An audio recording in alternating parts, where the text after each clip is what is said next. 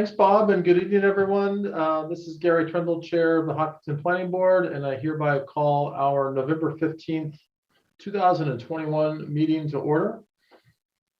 This open meeting of the Hopkinton Planning Board is being conducted remotely, consistent with the recently signed an act extending certain COVID measures adopted during the state of emergency. This act includes an extension until April 1st, 2022 of the remote meeting provisions of the Governor's March 12, 2020 executive order suspending certain provisions of the open meeting law. This law has two major parts. First, the new law allows public bodies to continue providing live, adequate alternative means of public access to the deliberations of the public body, instead of holding meetings in a public space that is openly and physically accessible to the public. Adequate alternative means may include, without limitation, providing public access through telephone, internet, or satellite-enabled audio or video conferencing, or any other technology that enables the public to clearly follow the proceedings of the public body in real time. Second, the new law authorizes all members of a public body to continue participating in meetings remotely. The open meetings law's requirement that a quorum of the body and the chair be physically present at the meeting location remains suspended. For this meeting, the planning board is convening by video conference via Zoom app as posted on the town's web meeting calendar and the board's agenda identifying how the public may join. Additionally, the meeting is being broadcast by HCAM through multiple channels. Please note that this meeting is being recorded and that some attendees and that all of attendees are participating by video conference. All supporting materials that have been provided to members of this body are available on the town's website via the web meeting calendar, unless otherwise noted. The public is encouraged to follow along using the posted agenda unless I note otherwise. As I turn to the first item on the agenda, before I do, please allow me to cover some ground rules. I will introduce each speaker on the agenda. After they conclude their remarks, the chair will invite board members to provide any comments, questions, or motions. Please hold until your name is called. Let's see, for items with public comments, after members have spoken, the chair will afford the public to comment. Please note that to wait until I call upon you to speak, begin by stating your name and address. And lastly, note that all public comments will be afforded 3 minutes for their comments. Finally, each vote taken in this meeting will be conducted by roll call vote. So let us get to our attendance. Members, when I state your name, please respond in the affirmative. Rob Benson? Rob Benson here. Fran DeYoung? Fran DeYoung present. Jane Moran? Jane Moran present. Dave Paul? Dave Paul present. Sundar Sivarman? Sundar Sivarman present. Shahadul Manan? Shahadul, you're muted, but I see you and I can read your lips on that one. Thank you. Ron Preeper? Ron Preeper present. And Gary Trendle is, of course, here. Staff, when I call your name, please respond in the affirmative. Mr. Gelsich? Alan Gelsich present. Ms. Pemberton? Stephanie Pemberton present. And Mr. Paradis? Phil Paradis and Beta present. All right. All right. Well, thanks, everyone. Really quickly, let me go through our agenda tonight. We have a requested A&R that we'll talk a little bit more about. We have just a brief discussion and review of our proposed 2022 meeting dates. We have, and then actually, let me take that back. We're going to start with the proposed A&R. Then we will go to Turkey Ridge Estates, and we'll spend, I think, the bulk of our time tonight working through Turkey Ridge Estates. And then we've got a couple of other administrative items, one being confirmation, any discussion around 2022 meeting dates. Second, we have some minutes to review. And third, we're going to break out into our subcommittees again, with the goal of trying to keep those moving along. Before we do that, we've got a few new folks to assign. I think that should be pretty straightforward, but we're going to go ahead and try and use the remainder of our time tonight to keep those subgroups moving forward. So let's just get our public hearing out of the way, getting that open first. So I'll entertain a motion to open the public hearing for Turkey Ridge Estates. So moved, Sundar. Rob Second. Benson, second. All right, thank you both. Assuming no further discussion, we'll vote on opening that hearing. Rob, Rob Benson, yes. Fran, Fran DeYoung, yes. Jane, Jane Moran, yes. Dave, Dave Paul, yes. Sundar, Sundar Sivaram, yes. Shahadul, Shahidul Manan, yes. Ron, Ron Draper, yes.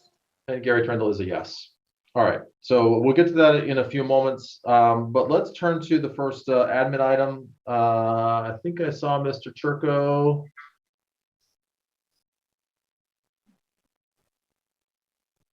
Where did he go?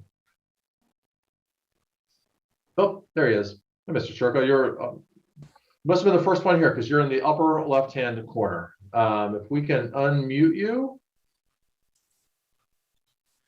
And we have before us in A&R for 21 Stony Brook Road. Mr. Churko, do you want to explain to us why you are before us with this A&R?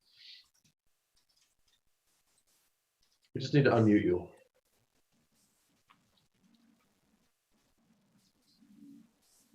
Can you hear me? Yes, Okay. we can. Good evening. Thank you.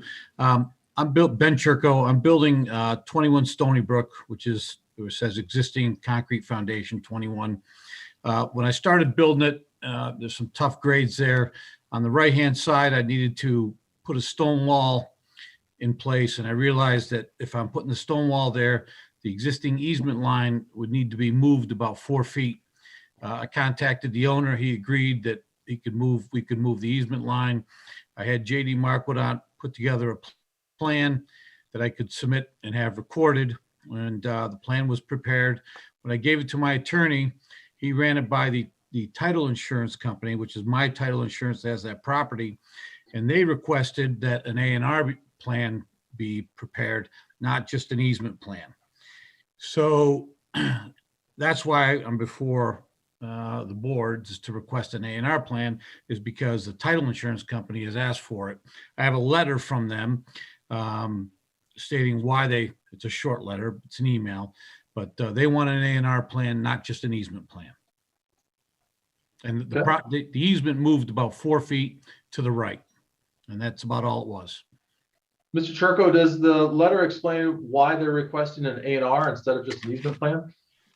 Can I read it? It's very short. Sure. Your client, here's the issue. Your client wants to move a permanent roadway drainage and maintenance easement, which is part of a definitive subdivision plan without consent from any parties, versus the case law, which cites private access easement being relocated. Common law, despite these couple of cases, still stands that an easement cannot be altered without consent. Your easement is actually labeled permanent. I think you need an amended A&R changing that plan. So that's why I'm before the planning board, is because the title insurance company is asking for an A&R plan. Okay. Now, in this easement line, just so everyone knows, the drainage that's involved in this easement is about 9 feet below this easement line. So moving this easement line has no effect on the drainage or the performance of that basin that is to the right of me. All right, thank you. Mr. Gelsich, any additional information from Town Hall with regards to this request? So I've never heard this process being done this way. I don't see any issues right in front of me that would prohibit the planning board from endorsing this plan, but usually easements are not changed to the A&R process. And we had an issue with a different property that avoided the A&R process, even though they were changing lot lines, because they were creating no new lots, which made us look a little bit deeper into the A&R rules and regs at the state level. And it's really when you're creating a new lot is when an A&R is required.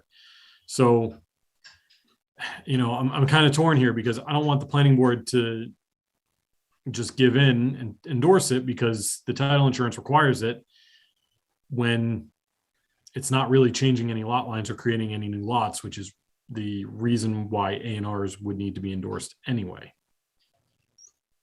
So what would be, and I just trying to be pragmatic here. What would the implications be if we were to review and endorse this A&R, even though in your professional opinion, it's not necessary or required? I mean, I haven't dove really in deep about what that would mean, but the A&R process is to say, this doesn't need to go before the planning board for subdivision approval. So is this an amendment to this approved subdivision plan? And if so, does that then necessitate planning board review of a subdivision amendment? Probably not, because it's an easement. And easements aren't, I mean, they're shown on the subdivision plan, but they're not necessarily associated with what the subdivision is being approved for. I don't have a good answer to this. We'd have to talk to town council and really see what the planning board's inaction would mean. But Yeah. I mean, the other option is the planning board could opt not to sign it. And then once the 21 days passes, then it's essentially certified. Okay. I mean, this is a unique So- situation. I haven't dealt with this last. So I'm kind of hearing three potential pathways here. Pathway number one is that we reach out to town council for some legal perspective as to how to best handle this request. And that would, I guess if that were the case, and our next meeting is December 6th. So if we were to get clarity and then bring this back to December 6th, would we still be within our timing requirements? No, we would not. No. So the 21 days would elapse at that point in time. So what we would, if we wanted to go that route, we would have to ask Mr. Churko to withdraw and then resubmit closer to the 6th. So we'd have a fresh 21 days. Okay, so that's option one. Option two is that we just do not endorse it, and to your point, John, it effectively after 21 days, what's the right term? What happens after 21 days? Basically gets certified. It basically gets certified based on inaction on our part. Or option three, we review it as an A&R. We recognize that the title company has requested an A&R. And if we were to do that, then we could keep this process moving forward, but there could be something that we're missing that would introduce some risk for us as a board. Is that fair as far as the kind of three pathways forward here? Yeah, I'd add one more pathway, and that could be that the board could determine that this would need approval under the subdivision control law, therefore denying the A&R and then requiring an amendment to the subdivision as approved. That's the fourth option. Okay. So I'll tell you, Mr. Shurko, just my perspective, and I see Mr. Preprez's hand up, but I'm gonna hang on one second on that. Speaking for myself, I am always a little uncomfortable approving something that there appears to be a little bit of a lack of clarity as to how to best move forward. So my preference would actually be to run this by town council and make sure that we're reviewing this through the right lens. But ideally, to do that, we would need you to withdraw and then resubmit. And I'm assuming that we could waive any fees associated with that resubmission. That's kind of the cleanest way for us.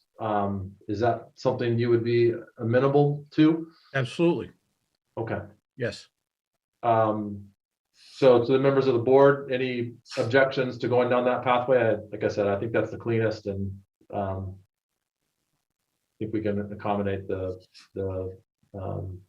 fee waiver for the resubmission. Yes, Ron, you have a question or comment? Yes, thank you very much. So yeah, I was going to say going to town council is by far the most logical path. The question I did have, I was for Ben though, is you mentioned that there's going to be a retaining wall placed. Will this limit or augment the accessibility of this easement though? No, the retaining wall is outside of the easement area. Okay, so Through the chair, I'm sorry, through the chair. Yeah, no, you're fine. Thank you. Thank you.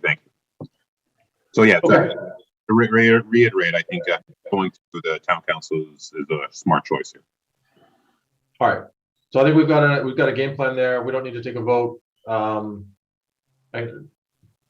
Correct, John? We don't need to take a vote on this since Mr. Turco is going to withdraw it and resubmit.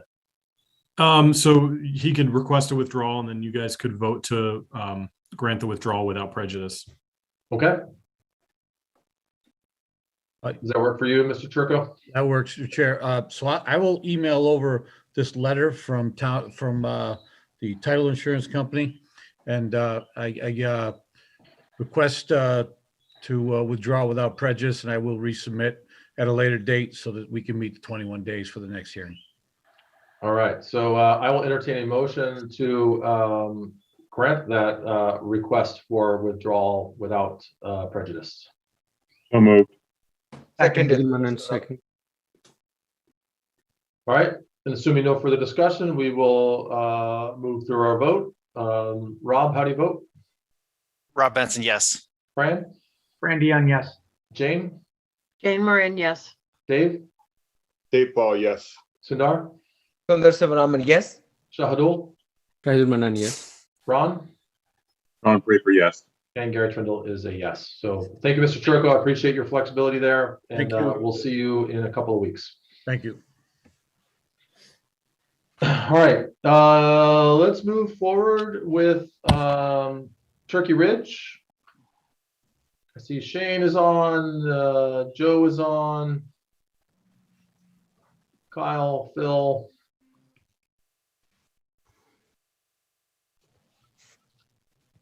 Let me pull up my right materials here. Looks like we've made some, you guys, not we haven't done anything on this, but it looks like you guys have made some good progress in working towards the alignment with Beta. So appreciate that.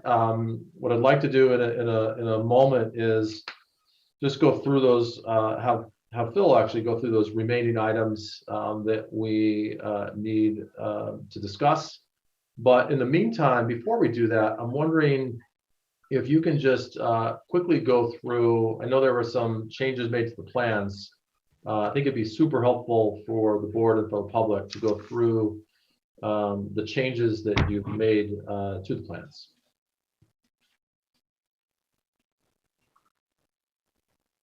I don't know who wants to do that. I can, Joe Marquardt, I can lead off. Okay. Um, John, are you able to share the plans on the screen? I can share the plans. Joe, would it be easier for you to share the plans? Then you can have Certainly control I of the can, cursor, sure. or do you want me to share them? I can. All right, even better if Joe can.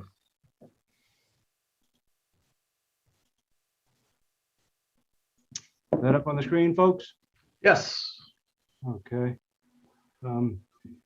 There were a few items from the October 15th memo from Beta that we attacked in the most, well, not the most recent revision, in a recent revision. G4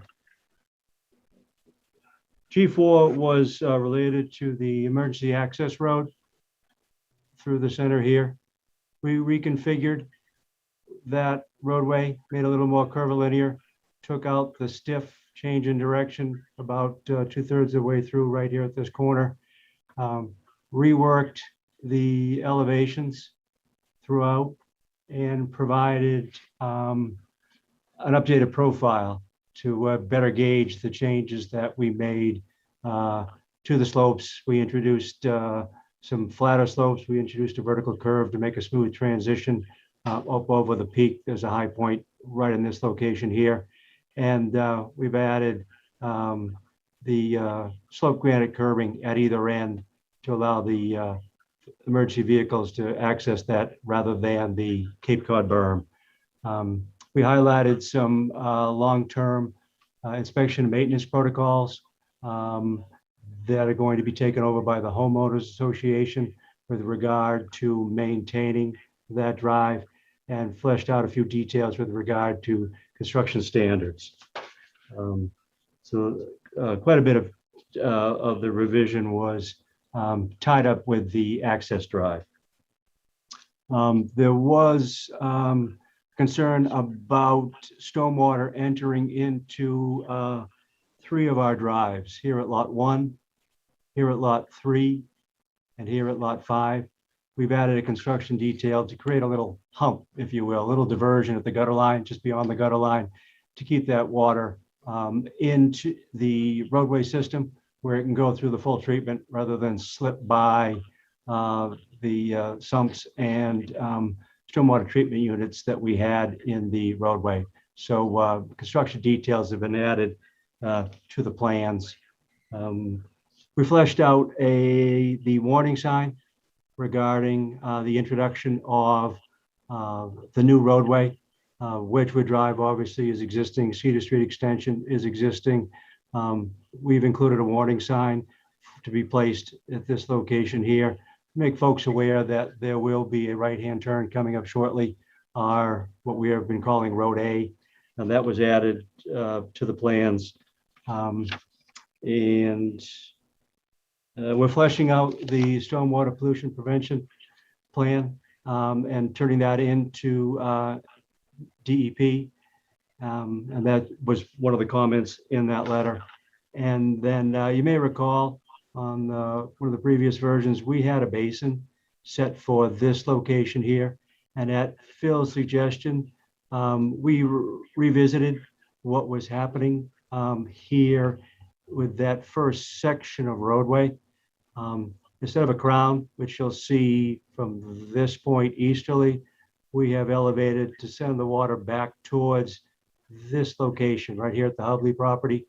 We're at the intersection of Cedar Street Extension and our Road A, so we can get treatment in this location. It eliminates the duplicate run that we had, catch basins and manholes down this edge of the roadway, parallel to the run that was there between the Hubley and the Lot 1 lot line, and then all the changes that had to take place in this area here, the treat area here. Those will go away, and it fits quite nicely in this location here. So back and forth with Phil over at Beta, we've come up with a solution that allows that water to be treated right here at this location. And those are chiefly the changes made with the last couple of revisions. Okay, thank you. It seems like those are well aligned with what I think we were looking for. Mr. Paradis, my understanding and looking through things, looks like there's still a few things to discuss or resolve. Do you want to walk us through those?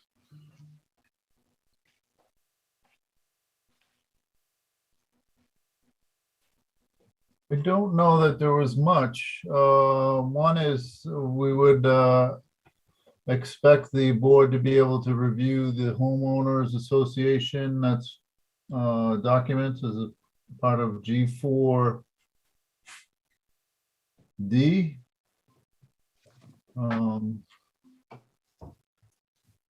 Not sure there's a lot to talk about that until we see it, but. I have one question about that. I don't feel like as a planning board, we've reviewed homeowners association docs. And in my past experience, when I've been in a homeowners association, those tend to be pretty comprehensive. Although I guess to your point, this is really only has to do with the maintenance of the emergency access road. But is that something that in Hopkinton we've typically included in this type of situation before? And I'll leave it at that.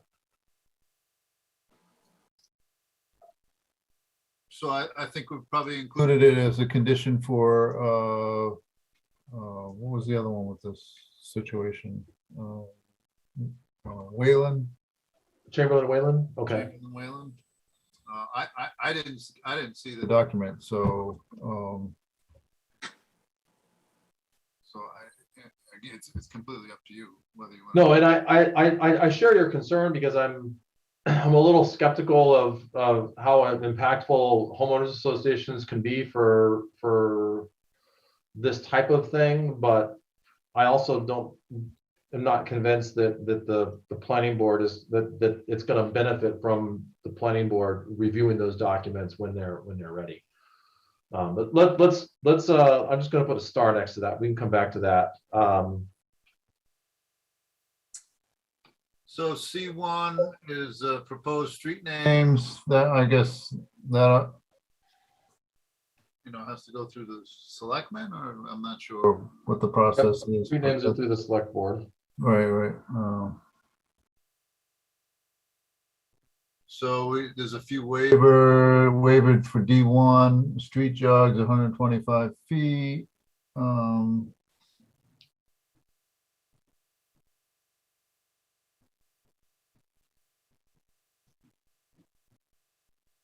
Which I think you've had some discussion on already, and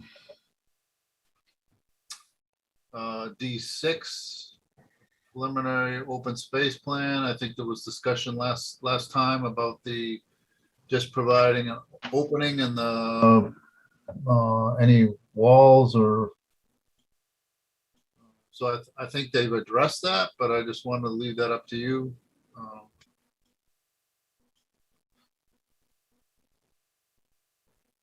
They provided a sign, detail for that sign for just a warning of a roadway. And that was T1.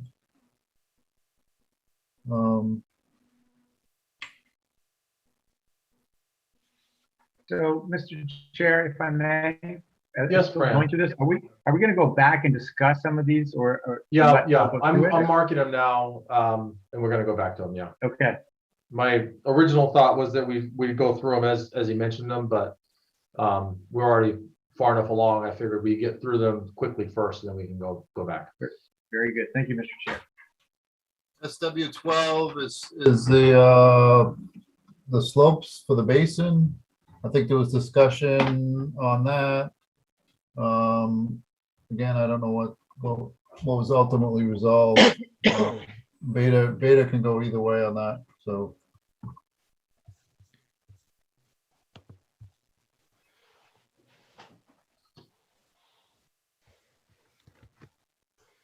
Through the chair, Yes, John. if I may, just kind of overall give an idea as to what's still outstanding in my view. Yep.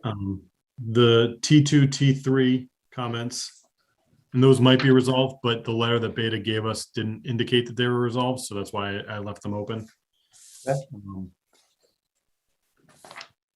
SW12, the applicant submitted a revised waiver request letter prior to this meeting. So that's in the shared folder now, but they are requesting a waiver from the slopes being 3-to-1 to make them 2-to-1. So I think that's addressed. Whether the board wants to grant that waiver is another question, but that comment's at least been addressed. And then same thing with D1, they provided a waiver request for that. The street name, which I don't think is a big deal, and G4D, I believe, is the last open one. And I don't know, to your point, I don't know what we're really going to do with that. It would be good to have the information, but other than that, I mean, if it's up to the principal planner to review, I don't know what changes I would make or I'd be even allowed to make. Yeah. So that's, from my view, what was still open. Not much. Okay. I think generally that the maintenance of the road was there, that maintenance of the drainage stuff was there, I mean, it doesn't have to be, you can say it in accordance with the O&M plan, basic stuff like that. Okay. All right, so let's just start working through those, and I'm gonna go in order of the letter here. So we'll start with G4D, which is the review of the homeowners association bylaws. My perspective, I mean, the intent here is to ensure that this emergency access road is maintained properly over the lifespan of the development. And the applicant is relying on the homeowners association to do that. To John's point, there's just, you know, I'm not sure how much we can do to enforce some requirements in the homeowners bylaws or documents, and it would probably require some legal input and counsel to do so. I'm curious if folks on the board have thoughts as to how we might address this. John, go ahead. So off the bat, I don't disagree with us having a copy of the HOA agreement. I think that would be good to have so that we're aware of it. I'm very hesitant to say the principal planner will review it, because I don't want any responsibility for making sure that they are complying with the permit that they are supposed to be complying with, and in a legal sense, right? So they're going to have to do this. It's not my responsibility to make sure the HOA agreement is written in the proper way, that the HOA, that the residents are going to be managing it versus the developer, right? I'm just making sure that it's being managed. The access way is being clear. I don't want to have any involvement on the private side as to how that is getting accomplished. Yeah, understood. So I completely agree with you. I guess I'm just trying to think through this, and maybe this is a question for Chief Miller. If at some point, I mean, if at some point that road isn't maintained properly, or if it's not plowed, or if there's erosion and it's not passable or something like that, do we have any means of enforcement to require them to require the homeowners association to update it or repair it? Good evening, Gary. To be honest with you, I don't have an answer for that. I think that's one we'd probably have to refer back to legal counsel to see where our obligation is, what authority we have to enforce that. Okay. And I see Mr. Lucier has his hand raised, so apologize if I missed it earlier, but go ahead, Mr. Lucier. It's Courtney. I just want to comment on this. We have been working with attorneys Nealon and Nealon here in Hopkinton. And just to clarify that, if for some reason down the road, the homeowners do not enforce the governing documents and do what is required by them, because I asked this question, the town can take legal action against the HOA. So Okay. It really has nothing to do with the developer at that point, nor does it really specific to the planning board at that point. Okay. Thank you, Courtney. You're welcome. Board members, thoughts on this?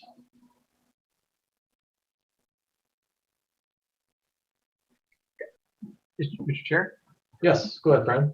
So I saw John raise his hand as well. I mean, if there's language in that document that states, as the applicant, as Courtney mentioned, that if the HOA for whatever reason does not enforce the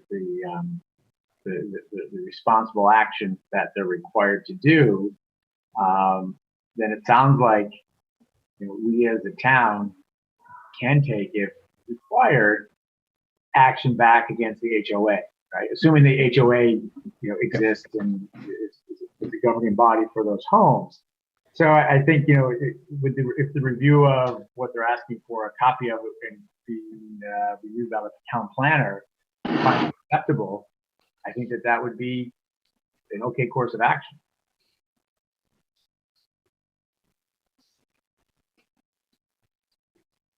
I'm just looking quickly through the proposed conditions.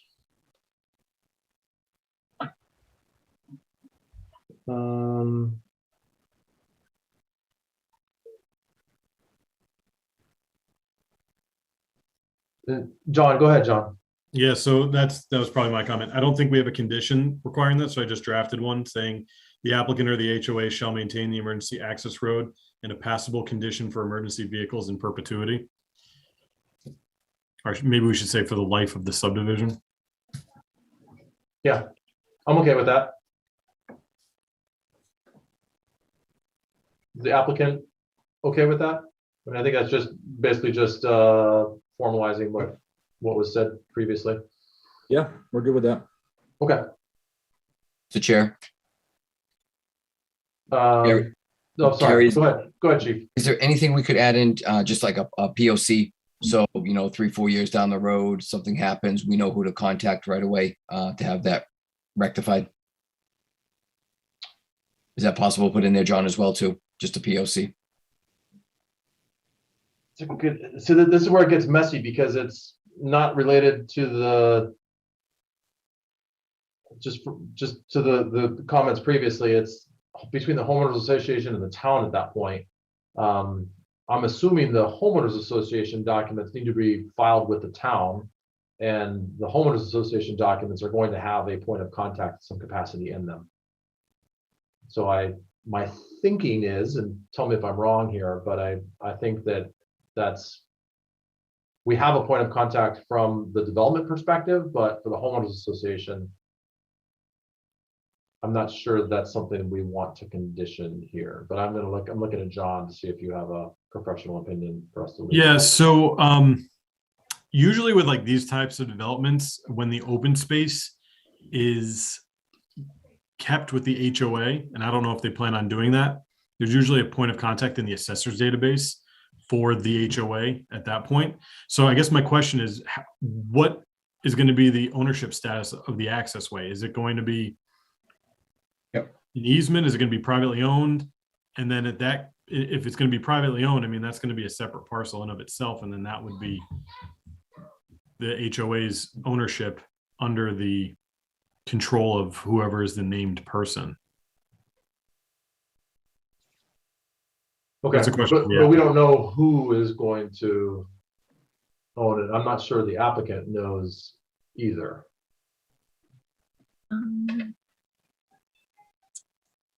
Through the chair. See, Mr. Dauchi is holding his hand up, and I feel like we've had this conversation before.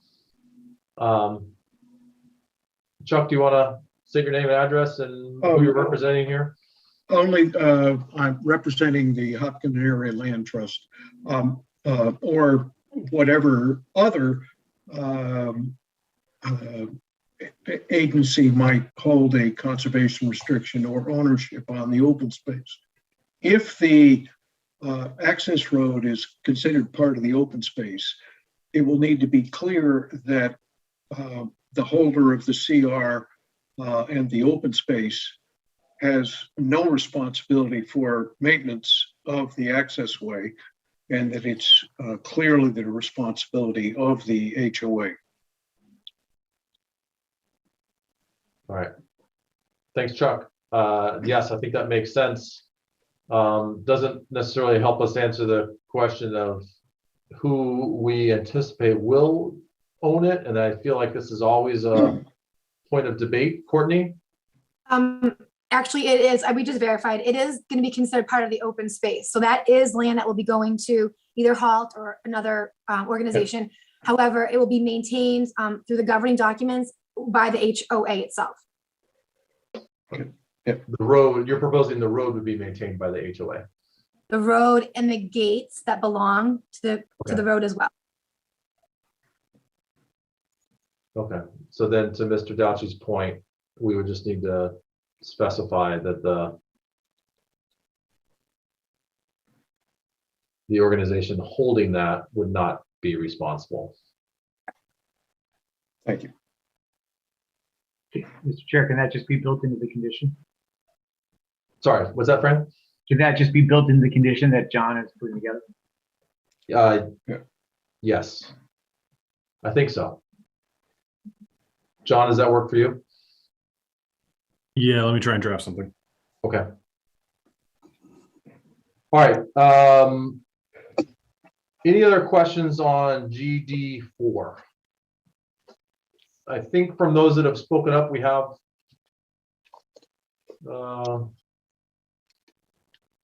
general alignment here? Okay. C1, I'm not too concerned about. D1, which is the street jogs. Waiver requested. I think we've already talked about this, and I the waiver would be the pathway forward. Are there any further questions or comments? We'll start with the board with regards to this comment.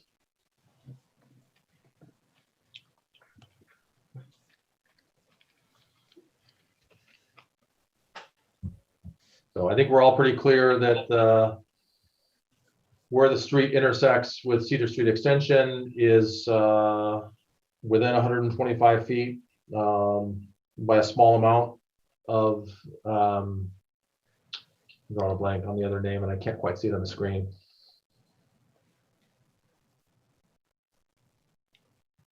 No, it's to the left.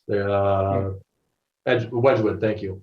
Is within 125 feet of Wedgwood. We've already had a lot of discussion about this, but I think that's just going to come down to the voting on the waiver request. Good. So I do have just one question, Mr. Chair. Was it not feasible, because I know this came up not in the last meeting, but maybe it was 2 meetings ago, about moving it back to be able to comply with the 125 feet? What's the, maybe just refresh me, why can't it be moved back to meet the requirement of 125?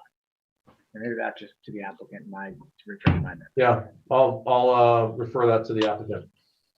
Mr. Chairman, Yes. Go you ahead, may Mr. recall Parker. as we discussed that sidewalk location, we are at 119 from center line to center line, less than the 125-foot requirement in the bylaw. And the concern on our end was if this were to shift southerly, this being the sidewalk at this location here, this were to shift southerly, then the ability to curl this sidewalk here and not enter directly into Cedar Street Extension would disappear. The common line, the stone wall, would be impacted by construction, and the choice came down to a break in that curb line to bring the sidewalk straight out to an area where a sidewalk may appear someday.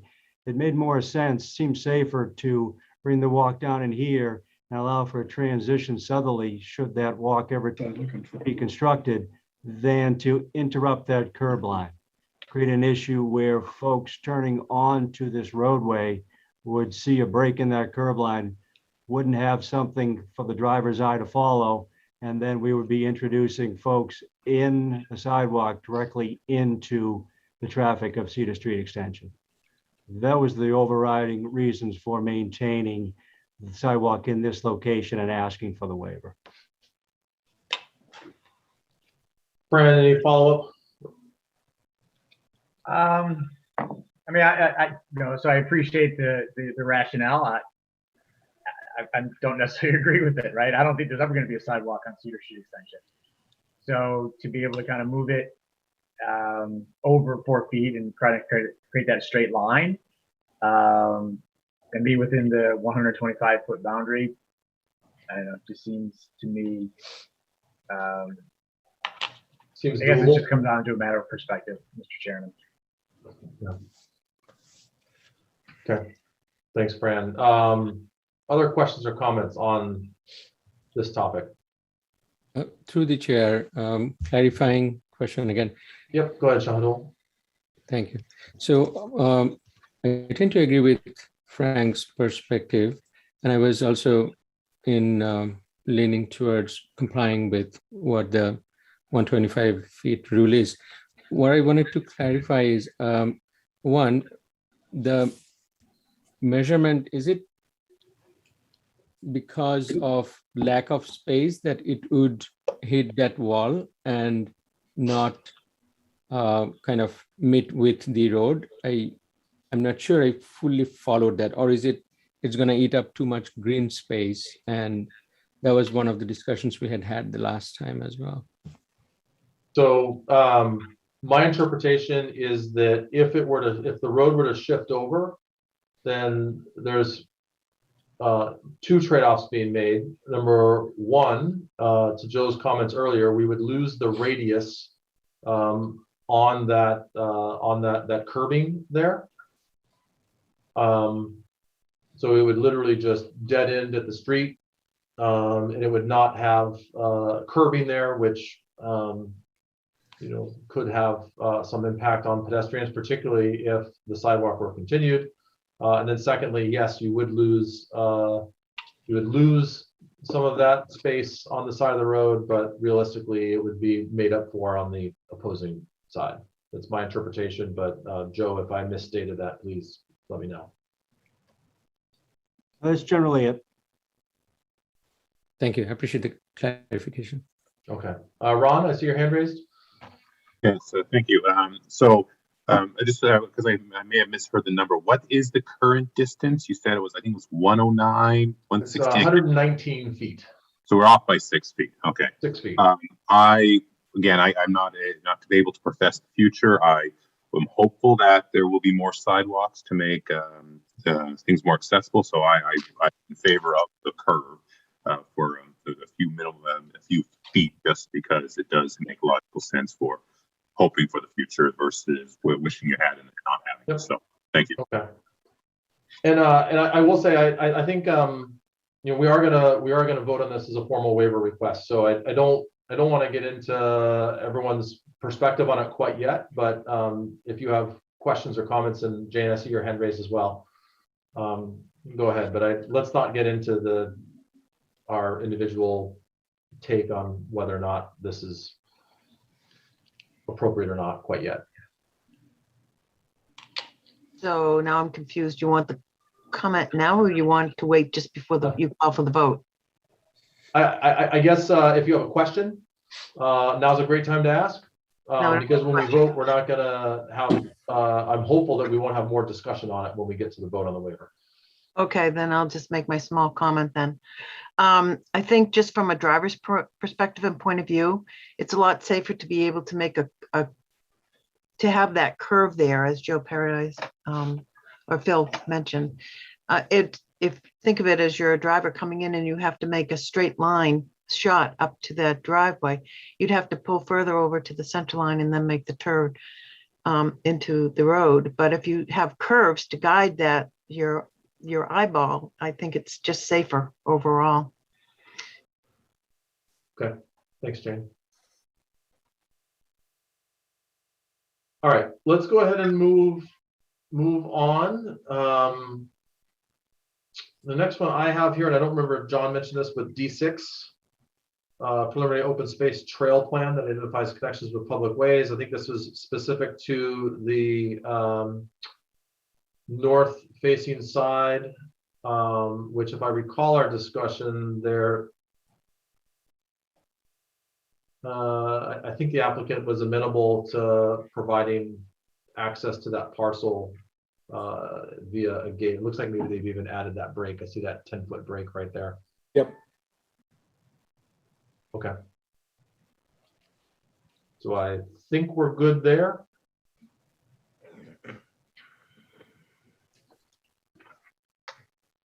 On T2 and T3,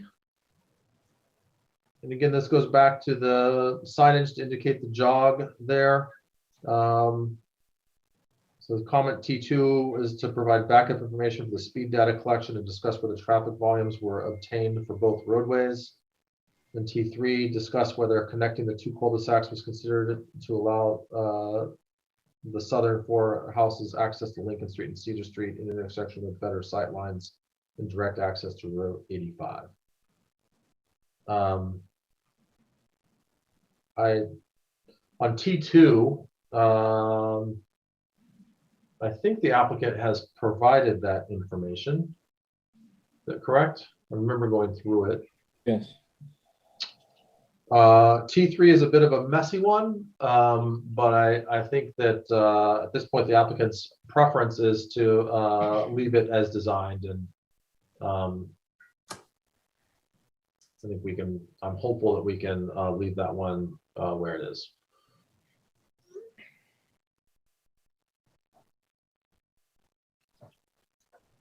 All right, and then I think the last major one, just to talk briefly about, and I guess to our previous discussion, this is on SW12 having to do with the side slope, and the applicant has formally requested a waiver.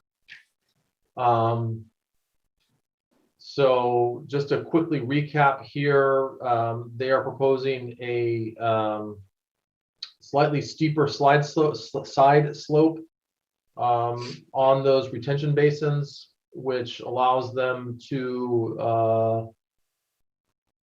consume a little less of the proposed lots and also consume a little less of the open space surrounding it.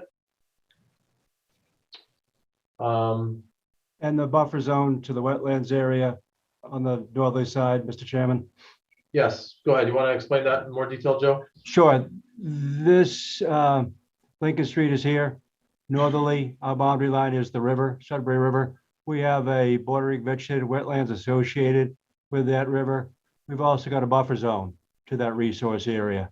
So we are mindful of the fact that not only are we staying outside the open space that on the easterly and westerly sides, but that the Conservation Commission is going to want us to maintain as much offset to the resource area as we can. So not only is it a concern about pushing too far to the east in the open space or to the west inside that open space, but to the north into those buffer zones that the Conservation Commission is looking to protect. Yep, understand that, but the trade-off would be, if you wanted to continue to protect those, is you could just push that lot line somewhat so that you could absorb that extra space in the house lot. Correct? I mean, there's two ways you can, if you need more space, you can either take that from the buffer zone and from the open space, or you can take it from the lot. Correct, from the lots, fill in the area, but any work in the buffer zone is going to get greater scrutiny. Yeah, understood. Okay. Any questions about this from the board?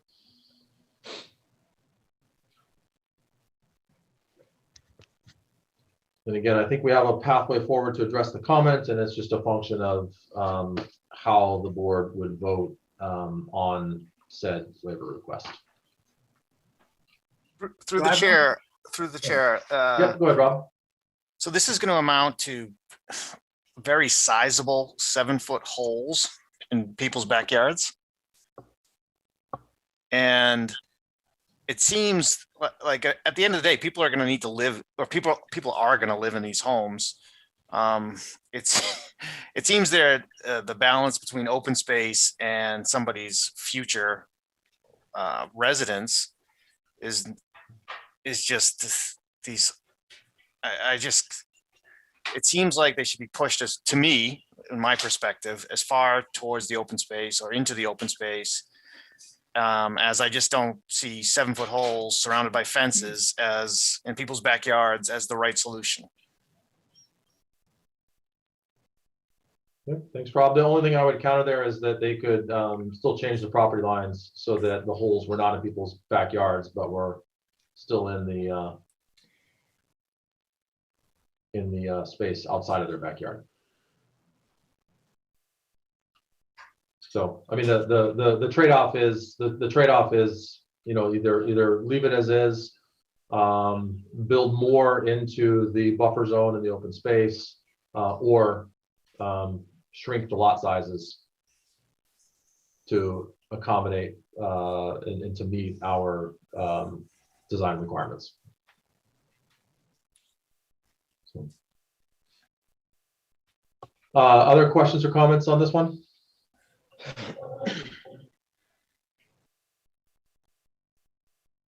Mr. Chair, was maybe to address to the applicant, was there any consideration of, maybe splitting the difference, right? For hitting the 3-to-1 recommendation of Beta by taking maybe, some from the homeowner's lot and some from the open space.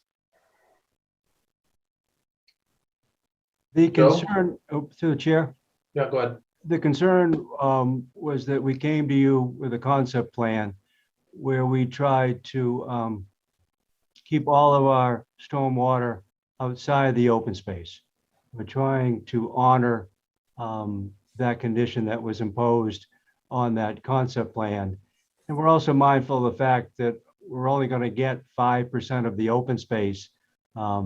In the zoning bylaw, we're only allowed 5% of the open space for disturbance of related to anything on the project but stormwater. So I appreciate that we could push the envelope a little bit, but at some point we're going to butt up against the zoning bylaw, which moves it from this group to another group. Thank you. And did I see another hand raised? No? Okay. All right, so just going back to our outline, and I think that we can check off the Beta report. So as we move forward to the decision criteria, just quickly read through this. The board must determine if the proposed definitive subdivision plan conforms to the subdivision regulations, and if waivers are requested, whether it is appropriate to grant them. The proposed subdivision meets the standards set forth in the subdivision regulations that should issue a certificate of planning board action determining such.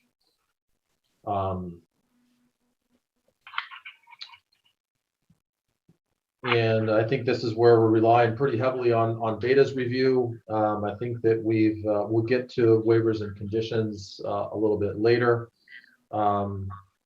Are there other comments or questions about the decision criteria and how this definitive subdivision plan conforms to the subdivision bylaws?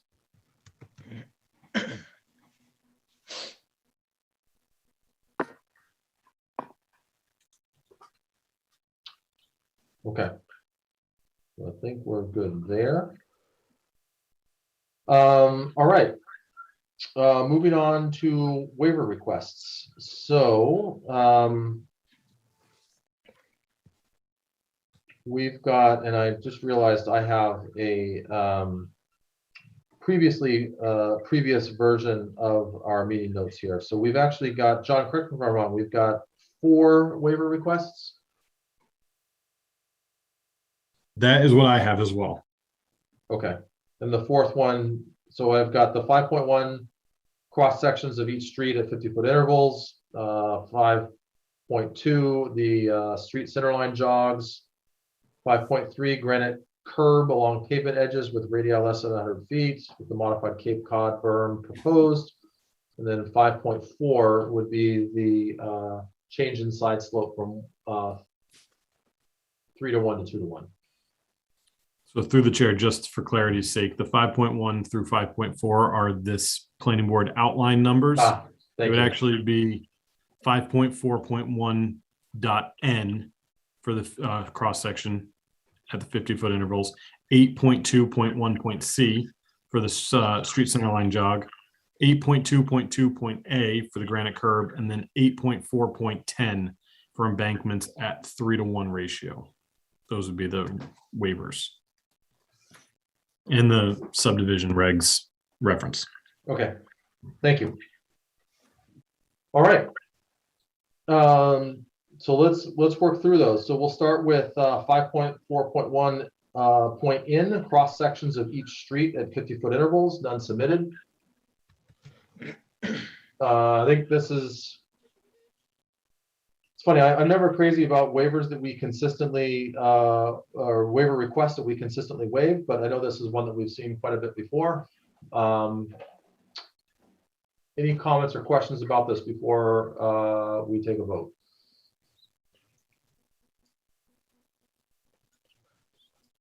All right, so then I will entertain a motion to grant a waiver to 5.4.1.n. So So moved. moved, Mr. Brahman. Second, Ron.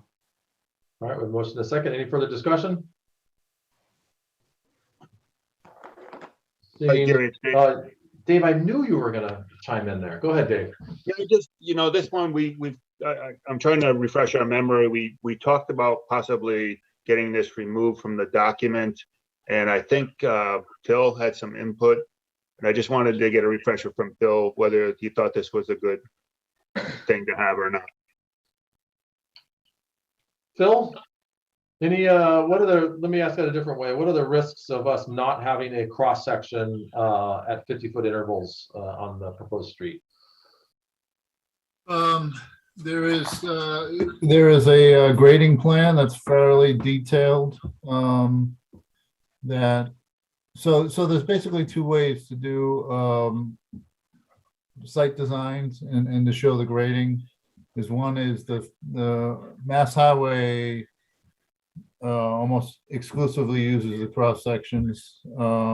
Typical site design uses contours and point elevations to define the grades. The plans that were provided do provide the contours and grades necessary to direct a contractor to be able to grade the site properly and for us to be able to review that. So at this point, the cross section would be redundant. And I don't think there's any culverts in this project that would provide any additional information that we would use a cross section to provide additional information. So.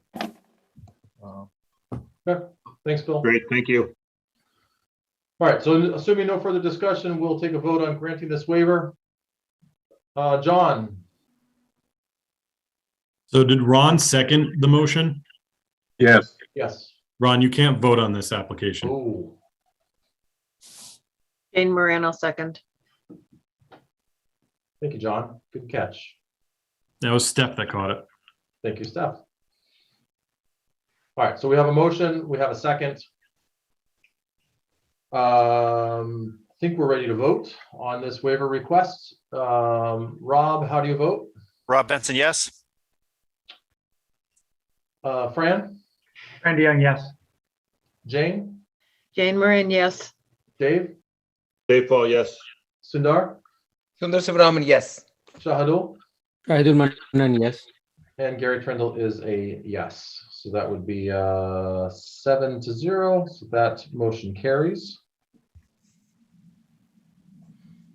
Next one, 8.2.1.c, street central line jogs, central line offset minimum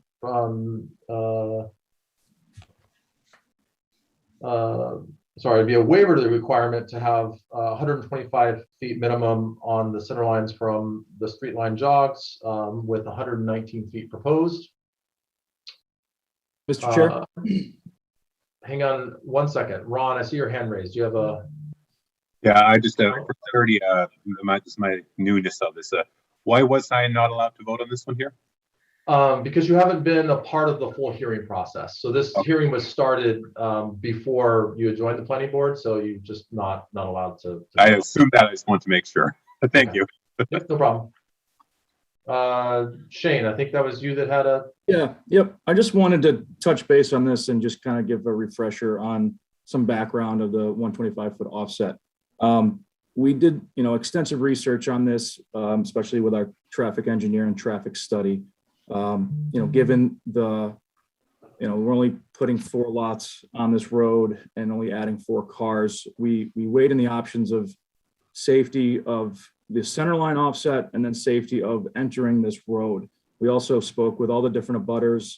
We actually walked the site with them, that they had a lot of concern about the way the sidewalk curved and kind of were really supportive of the design that we have today. So there was a lot of involvement with not only our team, but the abutters.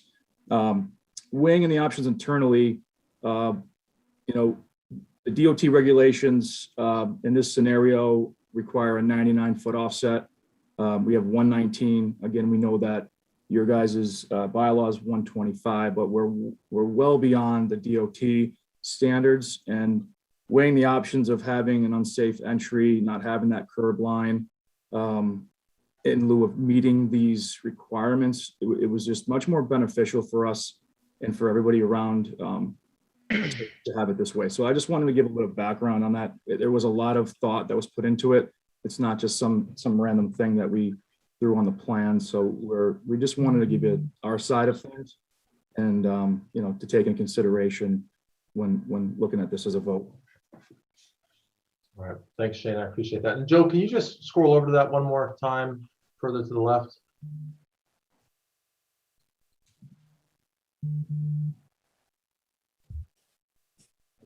Okay, thank you. I was just thinking too that for what it's worth, I would anticipate there would be a school bus stop at the end of the street too, assuming that there are school-age kids in those 4 houses. But just that's just one other perspective for me. So I think we've talked about this at length. Before I entertain a motion, any further questions with regards to Shane's additional information that he reminded us of from previous discussions? I don't see any. So on that, I will entertain a motion to grant a waiver to 8.2.1.c, the 125-foot center line offset minimum. Rob Benson, so moved. Edelman, second. All right, we have a motion and a second. Assuming no further discussion, we'll go ahead and take a vote on that waiver. A discussion point? Yep, go ahead, Mr. Fran. Chairman, right, so I just want to provide my perspective. I appreciate, Shane, your point of view and the work that has been done. I will default a little bit back to there's a reason why the town has these guidelines at 125 feet, especially on a bend here. I think there are some concerns that I have. And I appreciate, again, the work that you and Joe has put into it. I would have hoped there was a little bit more that could have been done. But the risk to me still outweighs the waiver here. So I just want to kind of share that, Mr. Chairman. All right, thank you, Fran. All right, so we'll go ahead and vote on this. Rob, how do you vote? Rob Benson, yes. Fran? Fran DeYoung, no. Jane? Jane Marin, yes. Dave? Dave Paul, yes. Sundar? Sundar Subramanian, yes. Shahadul? Edelman, no. All right, and Gary Trendle is a yes, so that motion carries 5-2. All right, next one, 8.2.2a, granite curb along pavement edges with radii less than 100 feet, and with the proposal for modified Cape Cod berm. This is another one that we see on occasion.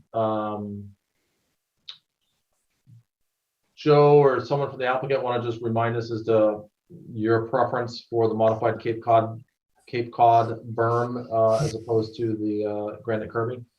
Sure.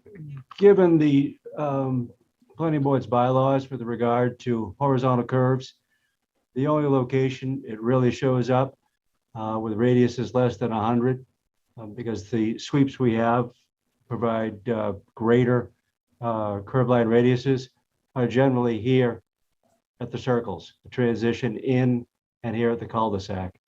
We feel that the Cape Cod berm provides a durable surface and is easier to repair and replace than the vertical granite.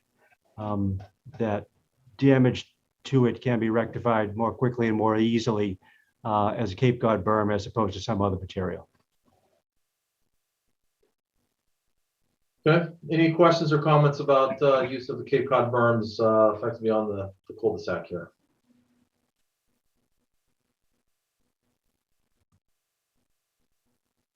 And seeing none, then I will entertain a motion to grant a waiver for 8.2.2A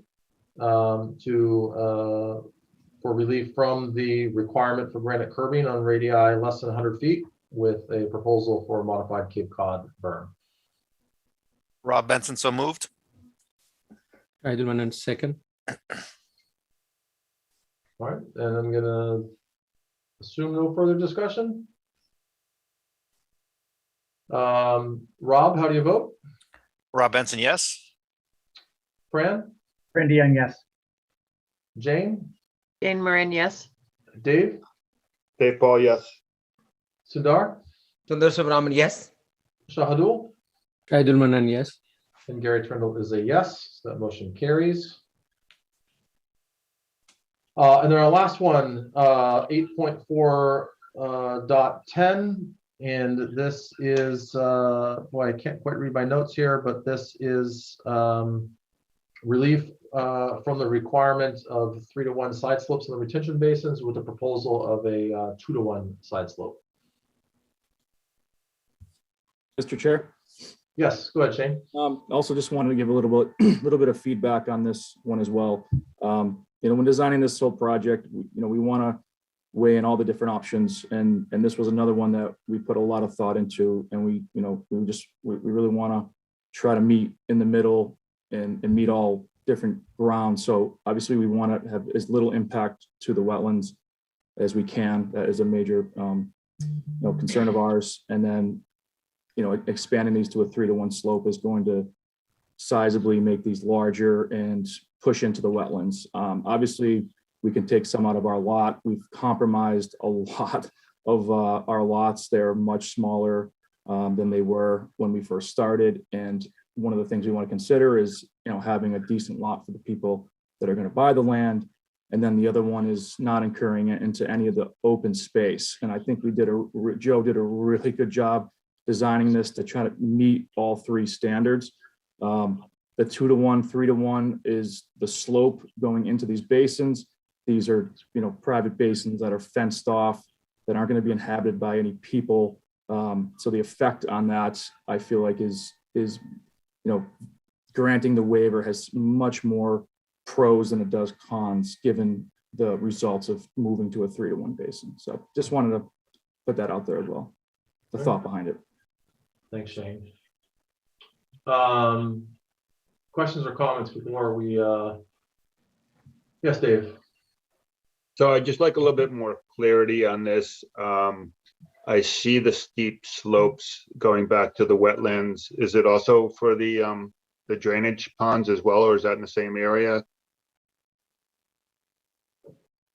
So we have the two basins Right there?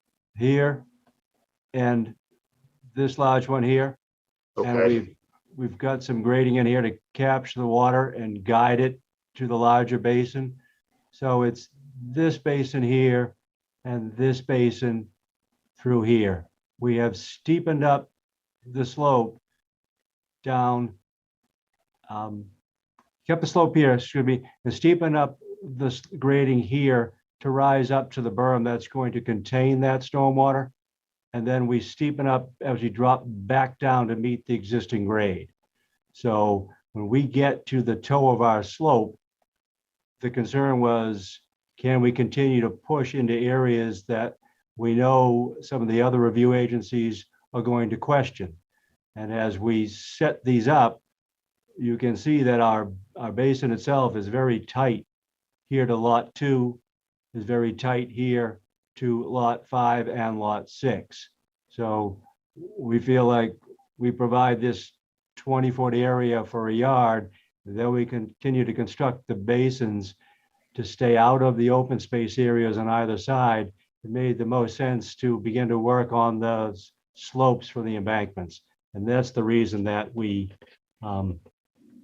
sit here asking the board to consider steepening up these slopes so that we can pull ourselves further from the wetlands and still maintain some kind of separation to the home. We are private well, private septic. So we need a spot for our septic system. We need a drive. We've got a modest home in here and a modest yard. So we feel like we're balancing all the concerns. Hey, Thank you, Joe, question for you. What's the difference in elevation? I can't quite see it from the top of the berm to the bottom on the outside of it. 297 here at the berm at the top and 289 here at the bottom. To the inside, what about on the outside? And then back down to 282, 281, right here, that elevation there. Okay. The other side, 274,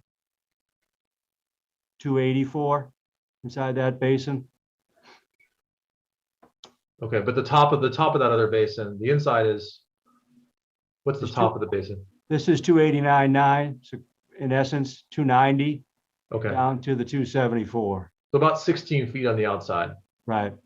The issue we have is that this is also sloping down towards the river. Yeah. And fairly steeply. So we've got some activity to contain the water and then some activity simply to catch up with what is a fairly steep slope running away to the north. Yeah. Through you, Mr. Chair. Can I Yes, ask a follow-up question? Please. So actually, it's a suggestion. So I do have a steep backyard myself, and what the builder has done is place flat boulders to help with the erosion because it's steep. Is that something that makes sense for these to support it with rocks? To control some of that grading, Dave? Yes. We've introduced a wall here to perform that same function. We felt that looming and seeding and grading with erosion control measures, the mats, would be a more effective way to control that slope than introduce something that allows stormwater to pass around it, if you will. Once the loom and seed is packed, the vegetation comes in, that root mass will hold that loom in place. There's always the opportunity at the interface between the stone and the loom for something to wash around the outside. That's the reason we would prefer to stick with a loom and seed, a vegetated slope. Okay, thanks. Any other questions? All right, then I will entertain a motion to grant a waiver to 8.4.10, the requirement for 3-to-1 side slopes with the proposed 2-to-1 side slope. Sundar, so moved. Eidelman, second. All right, any further discussion? Seeing none, we'll go ahead and take a vote. Rob, how do you vote? Rob Benson, yes. Fran? Fran DeYoung, no. Jane? Jane Marin, yes. Dave? I'm a little concerned about the erosion, but I'm going to vote yes, and hopefully if there's an issue that it can be mitigated in the future. Okay. Sundar? Sundar Subramanian, yes. Shahadul? Shahidul Manan, yes. And Gary Trindle is a no, but that motion carries 5-2.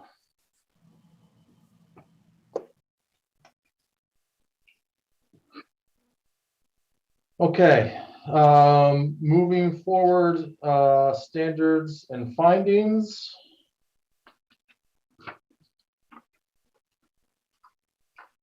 Let me just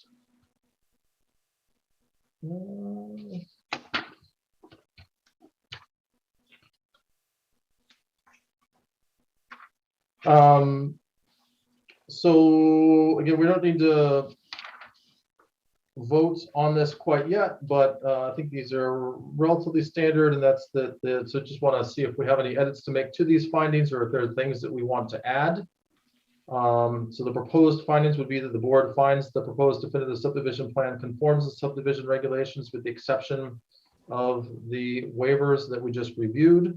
which are hereby granted as the granting of these waivers is in the public interest and will not be inconsistent with the intent of the subdivision control laws, with the 4 waivers that we just granted. Are there any other findings that we want to include here? I can't think of any immediate needs there. What are you thinking, Mr. Chairman, in terms of additional findings? I can't think of any off the top of my head. And I don't have any pre-prepared. I mean, I think that the findings as listed are relatively clear. There are circumstances where we will include additional findings if there are things that we want to make sure that we include in the record as part of the approval. John, I see you just unmuted. Do you have anything else to add? Not much. You pretty much covered it. I was just going to clarify for some of our newer planning board members, if there are things, like you said, that you want to add to the record so that in the future, 10 years down the road, if there was a question during the discussion, you want it to be clear later. That's where we usually make the findings. So one of the findings could be, this isn't true for this one, but one of the findings could be, we understand that the applicant will deed or convey the open space over to Halt, so that that's clear. And it's not necessarily a condition, but I don't have any other findings to offer at this time. Thanks, John. So I think we're good with the proposed findings. So a discussion on a potential Yep. finding, maybe it's Go, Fred. piggybacking on Dave's comment for the slope and erosion mitigation, actions if necessary. That those are potential future findings that we could consider. I'm not sure I quite follow, Fran. So, Dave talked about, maybe Dave, just correct me if I'm wrong. You talked about, you live in a neighborhood or have a yard where there's a steep slope, and they put in some erosion mitigation controls.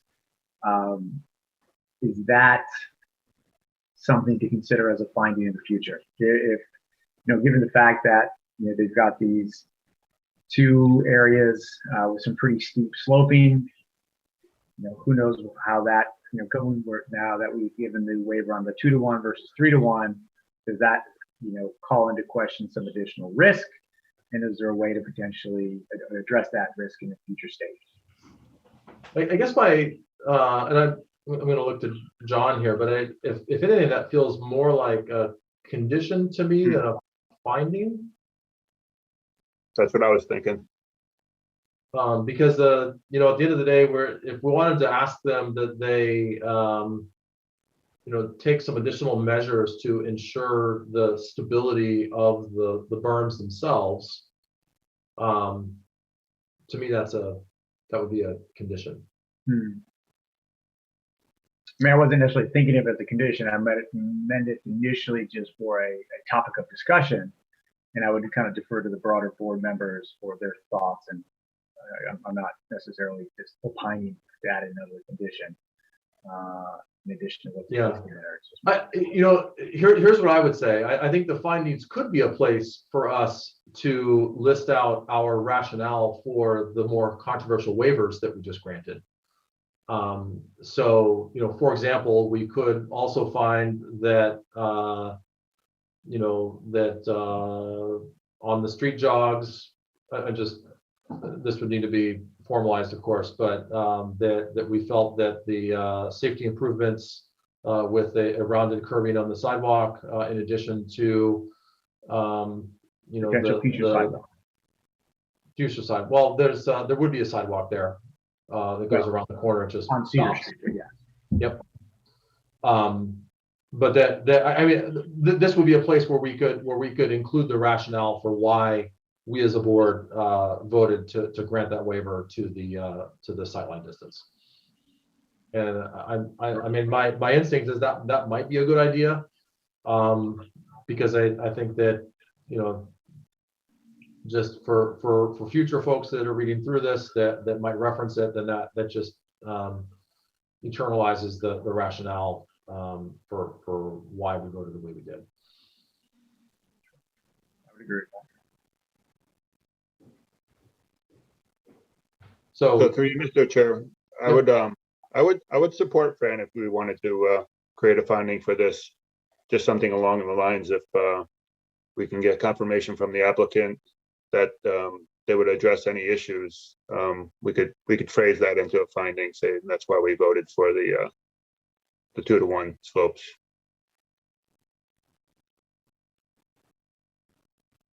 Okay. So let's just quickly talk through that. On the 2-to-1 slopes, the folks that voted in favor of it, your rationale was what?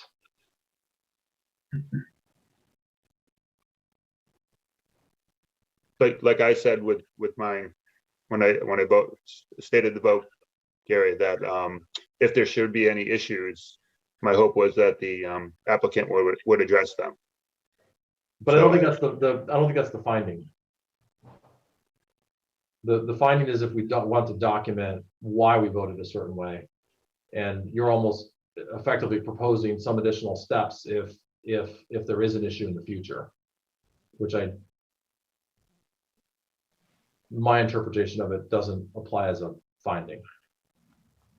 Like the finding would be we find that the benefits of reduced buffer zone impact and reduced open space impact outweigh the risks associated with an increased side slope. And maybe that's the finding, Mr. Chairman, just that, right? That, you know, the need or the lack of going into encroaching on open space offsets the risk to the with the additional reduced slope ratio. So through you, Mr. Chair, I would agree. You stated it very well. So let's go with it. Let's see if everybody else agrees. I agree. Through the Right chair. right now. Yes, John. I was gonna say, can you repeat that so I can write it down? We would find that the benefits of Reducing. of let's see, how did I say that? That's something, the benefits to open space and The benefits to open space and reduced buffer zone impacts of a 2-to-1 side slope outweigh the risks, or the benefits to open space and the buffer zone outweigh the risks associated with an increased side slope. Yes. Well said. Thank you. That makes sense. do you want to say risks or impacts? Let's say impact. That's probably better. The anticipated impacts? Yes, even better.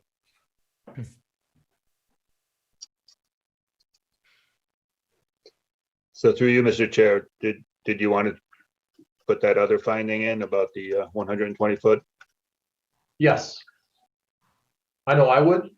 And support you on that one would read something to the effect of the board finds that the plans as proposed with the radius sidewalk. No, that's a good way to write this one. Jane, I think you were well said. Any thoughts on representing the rationale for the waiver request and the sightline distance? Sure. For me, it came down to public safety issues, especially as you approach or exit the driveway. If you're making a sharp right turn with no allowance for curvature, you are going to have to swing wider to the opposite side of the road into oncoming traffic to make that turn safely. Okay, so maybe something to the effect of the board finds that the proposed plans with the radius sidewalk Provides a greater safety feature. provides greater safety. Provides greater safety. Not only for the compared vehicles to the increase in sightline distance. But for pedestrians as well, using that sidewalk. Rather than just having them dump right into the street, they're going to be allowed a curve. Yep. Okay. John Through the is chair. feverishly writing that down. Yes, Yeah. John. Through the chair, let me read this. The board finds that the plans as proposed showing the reduction of the street centerline jogs allows for greater safety conditions for both pedestrians and drivers. Yes. Yes, perfect. Okay. Thank you, John. That's why you get paid the big bucks. Okay. I'm glad we went through that. I know it's a little bit of time, but I think that just helps clarify our position on these waiver requests. So Through you, Mr. Chair, I just wanted to commend you because this is something that we have not done before, and I think it makes a lot of sense as well. So thanks. Yep. Okay. So I think we're okay on standards and findings. We have talked about the decision criteria. We have discussed proposed findings, conditions of approval. So this is the long one. This is my personal favorite.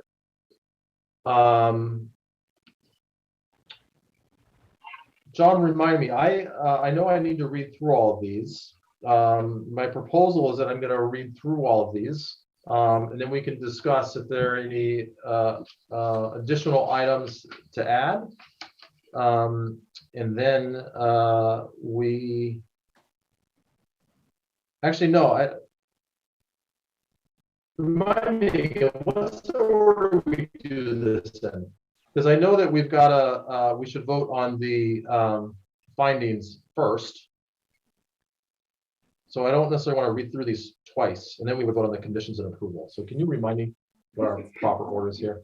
So, I mean, there's really not like a formal way that you can do this because you could vote on the findings now if you wanted to, or you could read the findings, list them, then read the conditions, and then you can say, we vote to approve the definitive subdivision plan with the conditions as read aloud by the chair and the findings and conditions as read aloud by the chair. And then kind of vote one time for the two different things, or really the three different things, the approval, the conditions, and the findings. So you'd have discussion of each item, the findings at one point, the conditions at one point, and then the approval at one point, and then do one vote at the end. Okay, and just reference the ones that were read aloud. Correct. You just need to read them aloud so everyone knows what they are. Got it. Okay. Everyone comfortable with that?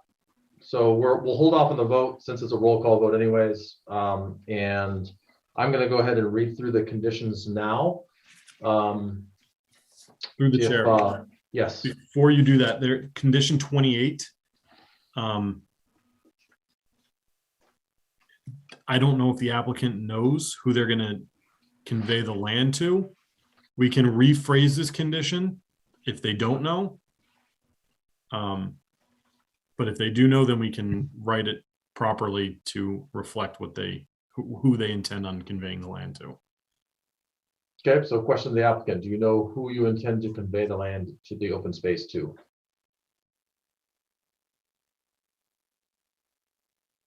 No, not officially. Okay, so John, how do we want to write that one since they don't know? Or do we just? Maybe we just take out the bolded part and say the common open space shall be, and we'll just change deeded to conveyed. The common open space shall be conveyed in accordance with the provisions of the OSLPD bylaw at that point. Okay, works for me. All right, let's start working through these. Proposed conditions, number one, after finding that it was in the public interest and not inconsistent with the intent and purpose of the subdivision control law, the planning board waived strict compliance with the following provisions of the rules and regulations related to the subdivision of land, the subdivision regulations. The waivers of the provisions allowed the construction of the subdivision as shown on the approved subdivision plan. Those waivers being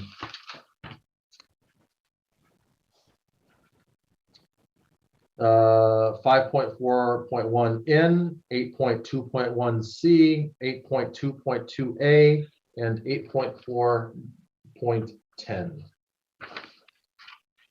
2, maintenance of any and all stormwater management facilities outside the road rights of way shown on the subdivision plan shall be the responsibility of the homeowners association and not the town of Hopkinton. The maintenance agreement shall include a provision which allows the town of Hopkinton to perform emergency work and for reimbursement thereafter. Homeowners association documents shall be submitted to the planning board for review. I'm just going to leave it as homeowners association documents shall be submitted to the planning board for review prior to commencement of construction. So I'm going to remove the comment that they need to be approved there.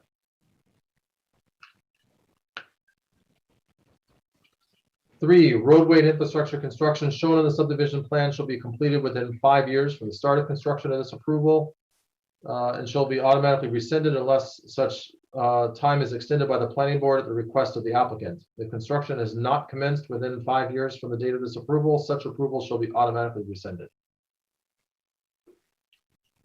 4, prior to the planning board's endorsement of the subdivision plan, the applicant shall execute an agreement with the planning board that no lot depending on the new roadway for their legal frontage shall be sold, or buildings or structures erected or placed on, or building permits issued with respect to any such lot until A, the work on the ground necessary to adequately serve such lots has been completed in accordance with the contents of the subdivision plan and profile and with the subdivision rules and regulations, and that all requirements of the subdivision rules and regulations have been complied with.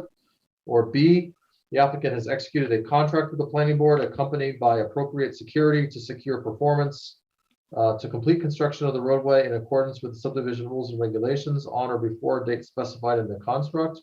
And C, the applicant has recorded in the registry of deeds or land court a certificate, Form K, executed by the planning board. The above conditions with respect to any such lot have been completed or have been amended, modified, revoked, waivers, or released by the planning board.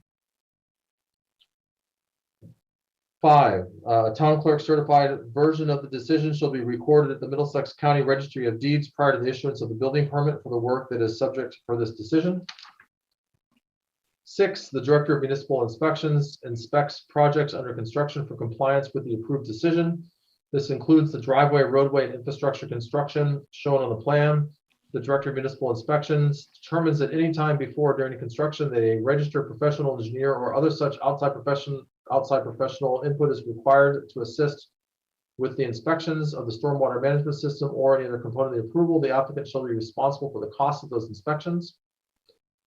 7, all construction activities shall adhere to applicable local, state, and federal laws and regulations regarding noise, vibration, dust, sedimentation, and the use, interference with, or blocking of town roads. 8, the applicant shall be responsible for mitigating all construction-related impacts, including erosion, siltation, and dust control. The applicant shall maintain all portions of any public way used for construction access free of soil, mud, or debris deposited deposited due to use by construction vehicles associated with the project, and shall regularly sweep such areas as directed by the Director of Municipal Inspections in consultation with the DPW Director. 9, during construction, streets shall be swept and catch basin sumps shall be cleaned regularly at least twice a year or as otherwise directed in an order of conditions issued by the Conservation Commission. 10, the applicant shall regularly remove construction trash and debris from the site in accordance with good construction practice and the construction management plan. No tree stumps, demolition material, trash, or debris shall be burned or buried on the site. Number 11, a completed signed construction management plan shall be submitted to the planning board prior to the commencement of any site work. The applicant shall also submit a revised full plan set, which incorporates all the modifications made during the public hearing process and any requirements, any required in this decision. 12, a completed signed long-term operational maintenance plan shall be submitted to the planning board prior to the commencement of construction. This can be combined with the construction management plan if preferred by the applicant. A long-term pollution prevention plan shall be included as part of the long-term operation and maintenance plan. 13, the completed and signed stormwater pollution prevention plan and a copy of the notice of intent shall be provided to the planning board prior to the commencement of construction.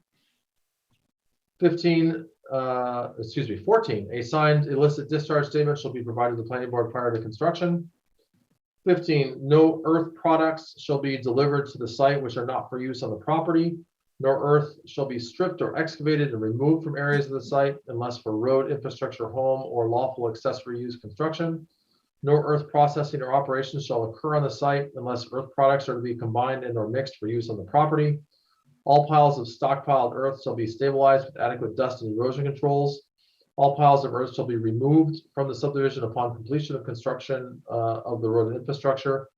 Any piles remaining after this time shall be solely at that time shall be solely in conjunction with an active permit for construction of sewage disposal system, building, or lawful accessory use. Any violation of the provision may result in a stop work order or plan rescission. 16, during construction, the common open space shall not be used for storage of construction vehicles, stockpiling of loam or other material, or any other use incompatible with its future use. 17, erosion control measures to prevent siltation onto wetlands, neighboring properties, and roads during construction shall be implemented.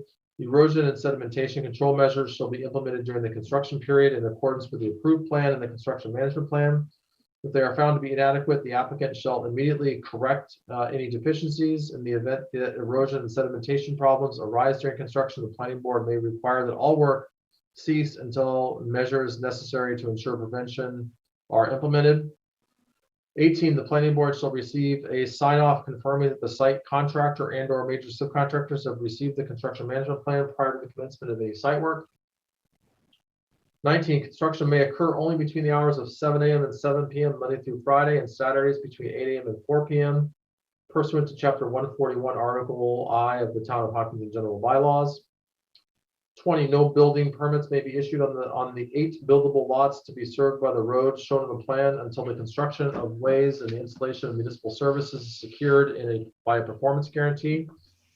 In order to establish the amount of the performance guarantee, the applicant shall submit to the board a professional estimate of the costs to the town to complete all work approved by the plan and remaining at the time a cost estimate is submitted. Instructions as to the preparation of the estimate and contents are contained in section 7.6 of the subdivision regulations. The amount of the performance guarantee shall be approved by the board, and the guarantee shall be provided to the town prior to the issuance of building permits. 21, no building permits shall be issued or any construction in the subdivision allowed until approved for such work has been obtained from the Conservation Commission for areas affected by the Wetlands Protection Act and the Hopkinton Wetlands Protection Bylaw, Chapter 206 of the Bylaw of the Town of Hopkinton. 22, the street names shall be approved by the Board of Selectmen prior to endorsement and recording of the subdivision plan. The street signs shall be erected by the applicant prior to the issuance of building permits.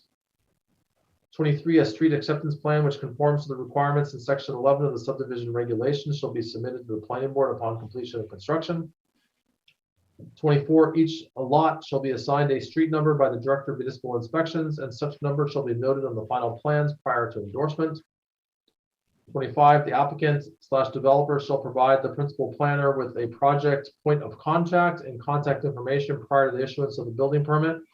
This point of contact information shall be kept current through correspondence to the principal planner until the final certificate of occupancy is issued or construction is otherwise considered complete. 26, development of the land shown in the subdivision plan shall be consistent with the special permit issued by the planning board on January 29, 2021. This condition shall be written on the subdivision plan prior to endorsement. 27, there shall be a maximum of 8 building lots in the subdivision. This condition shall be written on the subdivision plan prior to endorsement.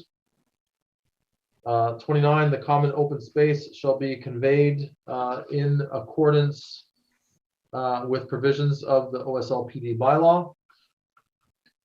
And then we had one I think we wanted to add with regards to HOA maintenance. John, did you have anything drafted on that? Yeah, so we have 2 additional conditions, and then you probably didn't see it. I sent you, Chuck Dautschy sent me some proposed conditions related to the open space. If HALT or another entity were to take it, so we could read those as well. But the 2 that I have is the applicant shall submit the HOA documents to the principal planner prior to the issuance of the first certificate of occupancy.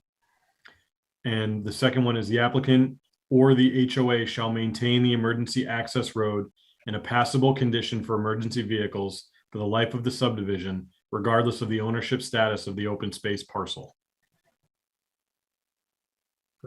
Is the applicant agreeable to those additions? I have a question through the chair. Yes. On that last one, if it says either the applicant or the HOA should take care of those, can it just be changed to the HOA? Because once everything is sold, we don't want to be held responsible for that. So the reason through the chair, the reason I wrote it this way is, and you guys might be able to answer this, is there going to be a period of time before the HOA is established where the access way will be in place and will be potentially used to access homeowners who are living in their house prior to the establishment of the HOA? It shouldn't be, because the HOA is established. So even at this point, we have an HOA that is going to have the responsibility of all of the HOA governing documents. So whether, right now it's just us that are doing it, but it'll get passed on to the homeowners once we resign and they take over. My instinct is that the developer effectively is the HOA right now, because they're going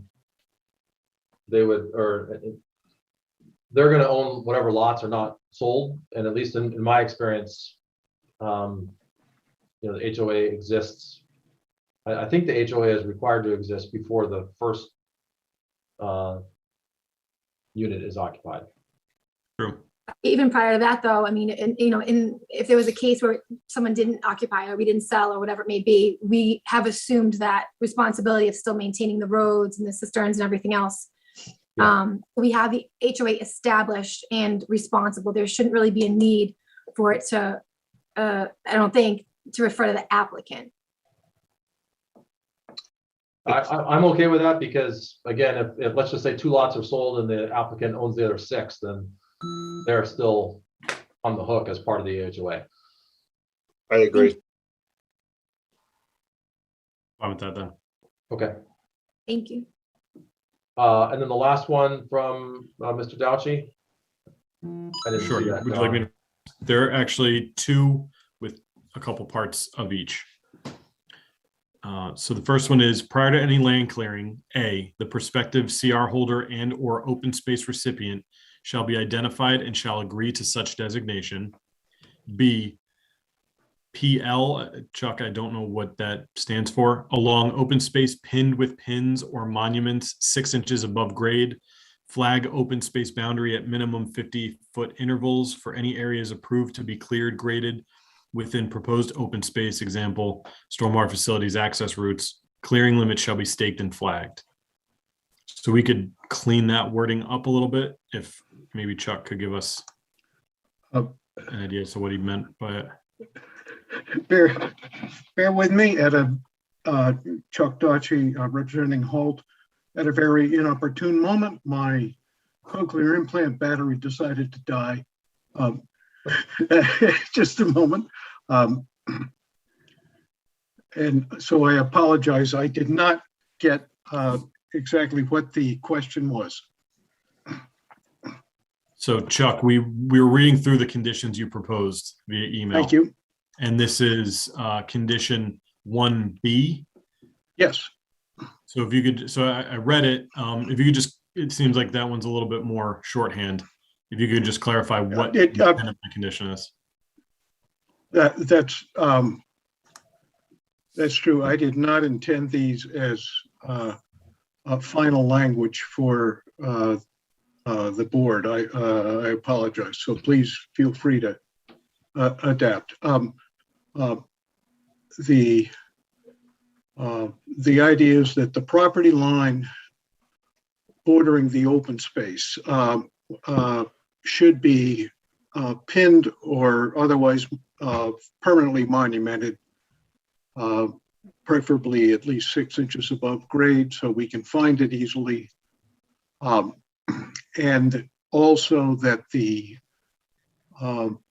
boundary be flagged or marked at 50-foot intervals, partially so that any site contractors can see it, as well as the monitors of the construction.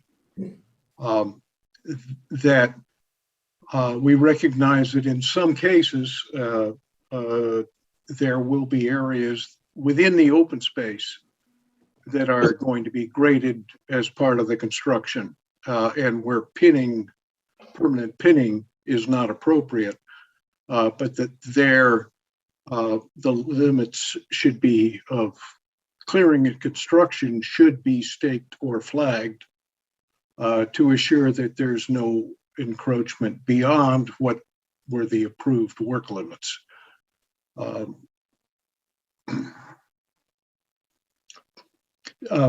Again, these conditions that we're suggesting are based on our experience with other subdivisions. And we have had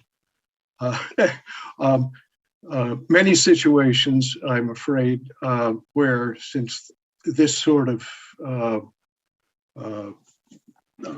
ongoing and prior marking was not done, that there have been substantial encroachments that have inconvenienced both Halt and ultimately the homeowners as well. So I think we can probably sum this up maybe by acknowledging the open space shall be sufficiently marked to ensure, I guess it's really two things, Chuck. One is to ensure that what's the right way to say this? So Gary. Yeah, go ahead, John. I drafted some language, kind of wordsmith, and I'm making this a separate condition. So the first condition is the applicant shall identify the recipient of the open space conveyance or the CR holder, and the entity shall agree prior to the clearing of the site. This agreement shall be provided in writing to the principal planner. And then the condition that we're just talking about now, I wrote, the boundary of the open space area along the proposed building lot line or lots shall be staked and flagged at 50-foot intervals prior to site clearing.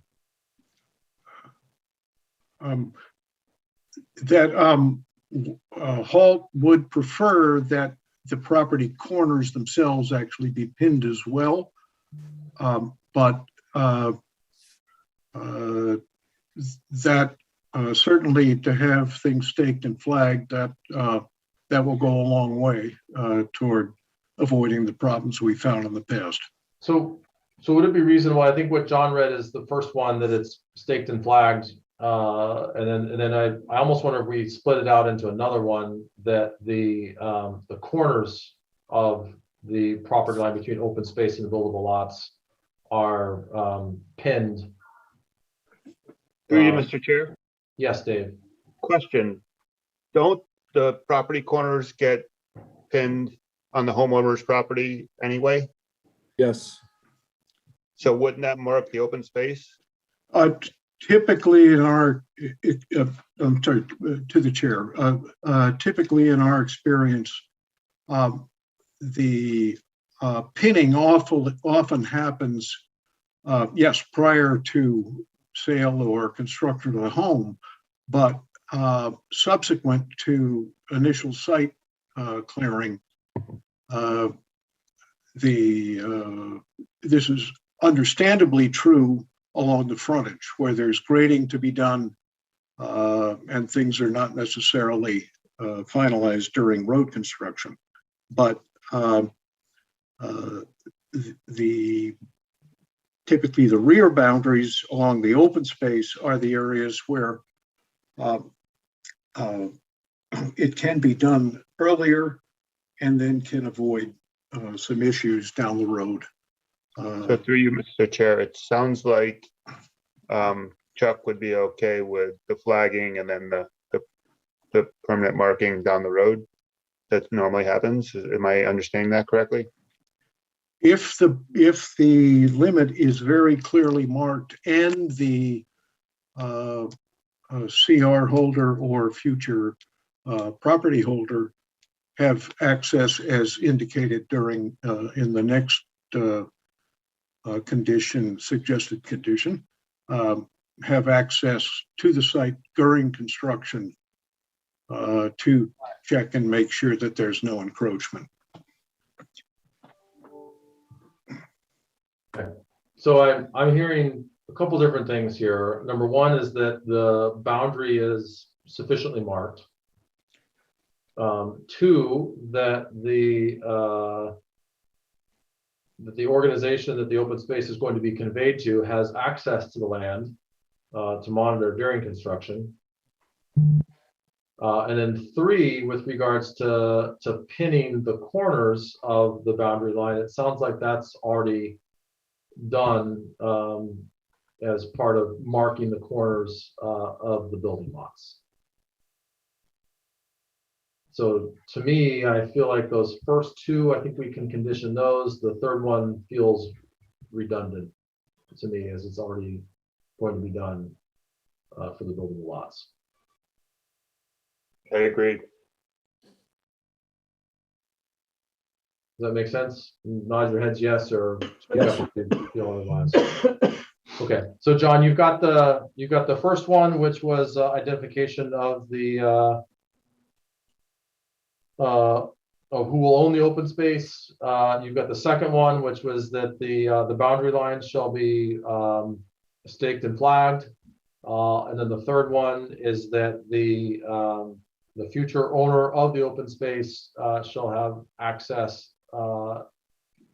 to the land during the construction phase. Does that get to your intentions, Chuck? That covers most of it. The two other items,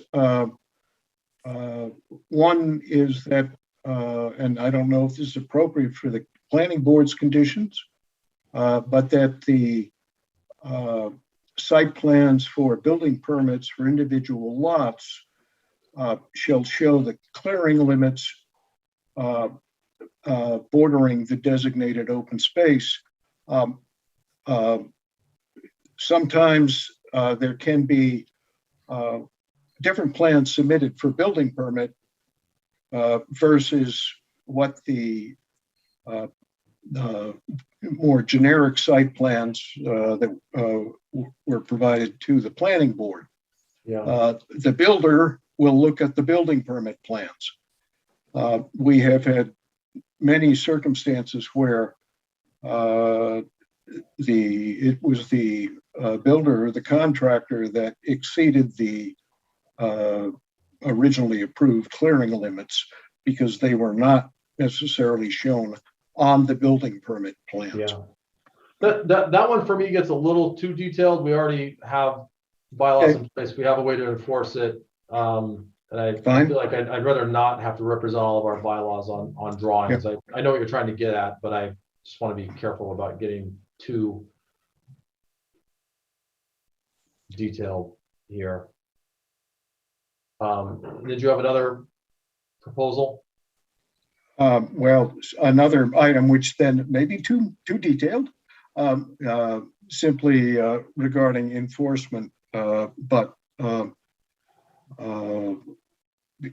John has that the text, but if that appears to go beyond the planning board's authority under this aspect of your work, thank you for at least considering these.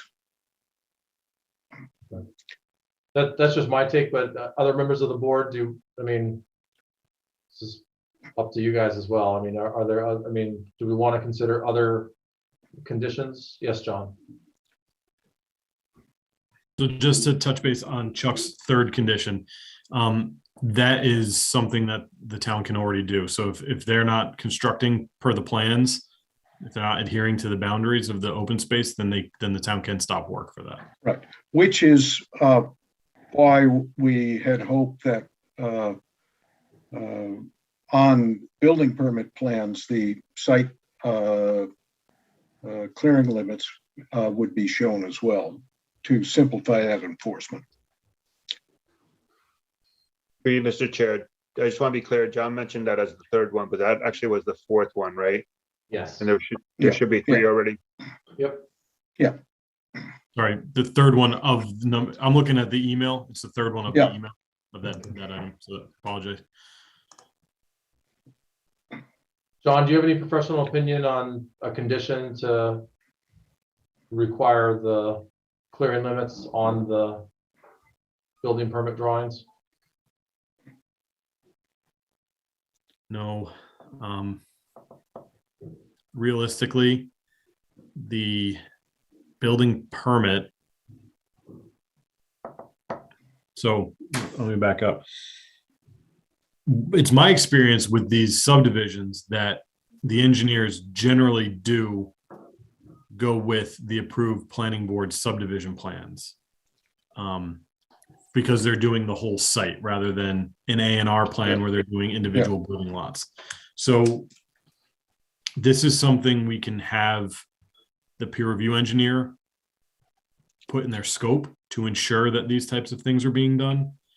I don't know how that would be received, but generally, I don't think the building department is really looking at this kind of stuff, right? So putting them in the building permit plans is going to help enforcement for the building department, but they may not be looking at that type of thing when they go to inspect the site. They're looking more at the structure. Right. If that makes sense. So I don't know how much of a benefit putting it on the building permit plans. I guess the only thing I'd say is that if the owner of the open space is going to be monitored anyways, if there is an issue, they're going to flag it and it's going to have to be addressed regardless. I think in reality, I'm not convinced it's going to do a lot for us here. I think I'd agree with that. Okay, so we've got, go ahead. Somebody have a comment or a question? I have a comment. I'm on mute, right? So I do think, to Mr. Daci's point, right, there have been instances where there's been a bit of disconnect. And it seems like it's not too much of an ask. And, this case notwithstanding, I think it's a general, and I think you kind of saying it in general, to kind of be able to provide that level of detail. It creates transparency. It allows everybody to be on the same page. I don't think it's too heavy of a lift to have that type of condition. Okay, other board members? To Fran's point, it's pretty straightforward. It's just identifying those clearing limits on the plans.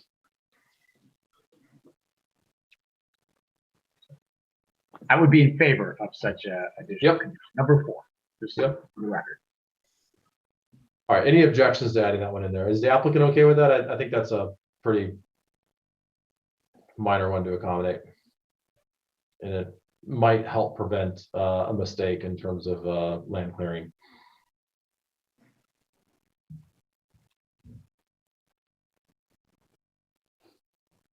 Shane, you okay with that? Yeah, I'm just thinking on a practical level, when you get in there with the big machines and the bulldozers and how often those flags are going to just accidentally get knocked down. Could be that it's going to be something that has to be just common sense wise done after it's all leveled. Go back and replace the flags or something. But I think the objective here is to keep unintended land from being cleared. Yes. So if it's on someone's plan, if it's on someone's plans they're looking at, they're more likely to realize, oh, I've got a limit here that's, I don't remember what the distance is, but 30 feet in from that flag I see there. That could help reduce the risk of a mistake. And I guess I'd argue it seems like something really, really easy to add in. But I'm looking to Shane to see if he has any objections to it. I mean, it seems redundant, but if it's something you guys want to add in, Yeah, I hear you. I think it's just this is largely a function of this happening elsewhere in town, and Hall is certainly very sensitive to it because they've it's a lot harder to address after the fact than it is beforehand. So, all right. So then I would propose that the fourth additional condition would be that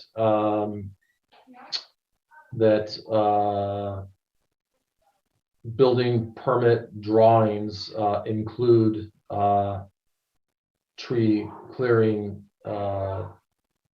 limits on them. John will make that sound much more sophisticated and eloquent. Yes, Chuck. Chuck, you only get one more comment, then you've hit your limit. So make this one count. Thank you, Mr. Chair. Only that the building clearing limits be as reflected on the approved subdivision plan. Okay. Got it. So do you want to read off your proposed condition there, Chuck? Well, since I think it's already been somewhat revised, I'm not sure I still have the text in my head here. All right. Then if that's the case, then site plans for building permits for individual lots shall show clearing limits bordering designated open space is what my draft was. John? All right, so site plans, and I'm kind of taking Chuck's language for this one. Site plans for building permits shall show clearing limits bordering the open space parcel. These limits shall be the same as shown on the approved subdivision plan. Thank you. And just to be clear, through the chair, it's just one open space parcel, correct? It's not broken up into multiple open space parcels. Believe it is. Is there one on each side? It's two. And we should change it to parcels. Yeah. Okay. All right. Those are our proposed conditions.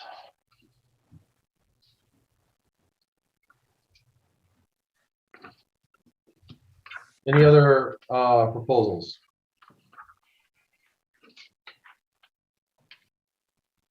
Okay.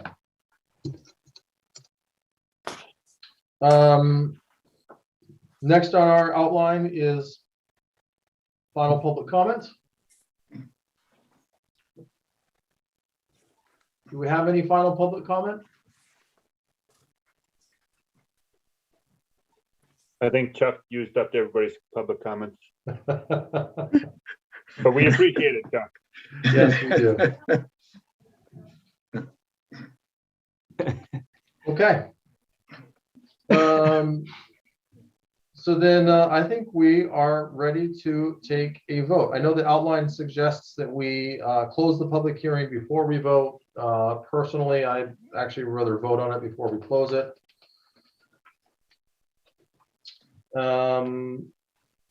So let me get my wording right here. I will entertain a motion to approve the definitive subdivision plan with the following conditions as previously read aloud by, sorry. Sorry, we are going to vote on the findings first. So I will entertain a motion. Through the chair. Yes, John. You could do the findings and the approval at the same time. So Okay. you could say, I move the board approve the definitive subdivision plan with the conditions and findings as they were previously read aloud by the chair. Thank you, So John. moved. Dave Paul, so moved. Edelman and second. Does that work, John? Yeah, I think so. Okay. Discussion. Seeing none, I think we're ready for a vote. We've got some revised findings. I think we've got some thoughtful conditions that help ensure this is going to be a good development. So time to vote. Rob, how do you vote? Rob Benson, yes. Fran? Fran Dean, yes. Jane, Jane Marin, yes. Dave, Dave Paul, yes. Sundar? Sundar, we need to hear you. Sundar Subramanian, yes. Shahadul? Aidul Manan, yes. And Gary Trindle is a yes, so that motion carries. Now we can close the hearing. So I'll entertain a motion to close the hearing for Turkey Ridge Estates. Sundar Subramanian, so moved. Rob Benson, second. All right, assuming no further discussion, we'll vote. Rob, how do you vote? Rob Benson, yes. Fran? Fran DeYoung, yes. Jane? Jane Marin, yes. Dave? Dave Paul, yes. Sundar? Sundar Subramanian, yes. Shahadul? Aidul Manan, yes. And does Ron vote on whether we close this, John? No, he does not. Gary Trindle is a yes as well. So to the applicant, thank you. Appreciate your patience as we work through this. I know we'll see you again for a few other details on this, but have a good night. Thank you. Thank you. Thank you. Okay, so the rest of the stuff we have here is administrative. The first one is the proposed 2022 dates. As I looked at it, I just had a couple of quick questions. Actually, just one quick question. We show 3 meetings in August.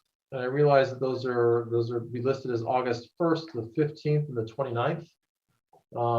Typically, we try to reduce the number of meetings in August. What I was thinking was that maybe instead of doing the 1st, the 15th, and the 29th, which would continue that cadence, I was going to propose that we replace the 1st and the 15th with a single meeting on the 8th. So we'd go 3 weeks before, then we go 3 weeks, then we go 3 weeks after, since we don't have a meeting on Labor Day. That sounds like a good plan. Makes sense, yeah. John and Stephanie, does that make sense? I mean, generally, I'm Especially opposed with John's replacing. vacation plans. I'm opposed with replacing 3 planning board meetings with only 1. Well, we'd be replacing 2 of the meetings with 1. 2. So we'd still have the, I didn't want to move the 29th because we've got 3 weeks until the loan meeting we have in September. Okay, so you just get rid of the 1st and the 15th Yes, Right. correct. with the 8th. So not quite what you were hoping for. That's all right. But he still opposes that. Yep. I just do want to call out that Steph and I are not going to be available on the 24th of January. So the board can opt to hold that meeting. We would just need somebody to take minutes in case the video does not get recorded. And I will not be here to answer any questions. I will be in Georgia at a wedding. Well, I'll be honest, John, that scares me a little bit. So I'm going to propose that we Cancel. cancel that meeting on the 24th. I mean, if we need to schedule a slot another meeting in, we can. Would it be possible to instead move it to the 31st? Therefore, you push the 7th of February to the 14th, and then the subsequent March would still stay the same because then it's still 3-week increments or 2-week increments. The only problem there is, well, aside from the 14th being Valentine's Day. I'm going to mute in case my wife hears me. Let it be the record that Mr. Prever has proposed we meet on Valentine's Day. Yeah, okay.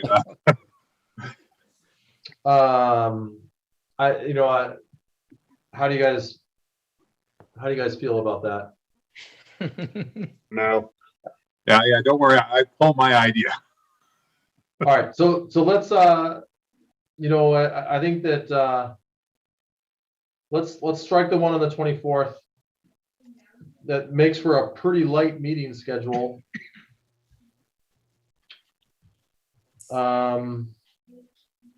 That's my only concern is those first 2 months, we've only got 2 meetings. which could backlog us quite a bit. And our options would either be to meet on the 31st and then again on the 7th. Well, could we also not meet on the 28th of February then, and then push the March ones to subsequent weeks? We could, but then we've got back-to-back into April. No, I'm saying if we do 28th, then we do 11th of April and 25th of April.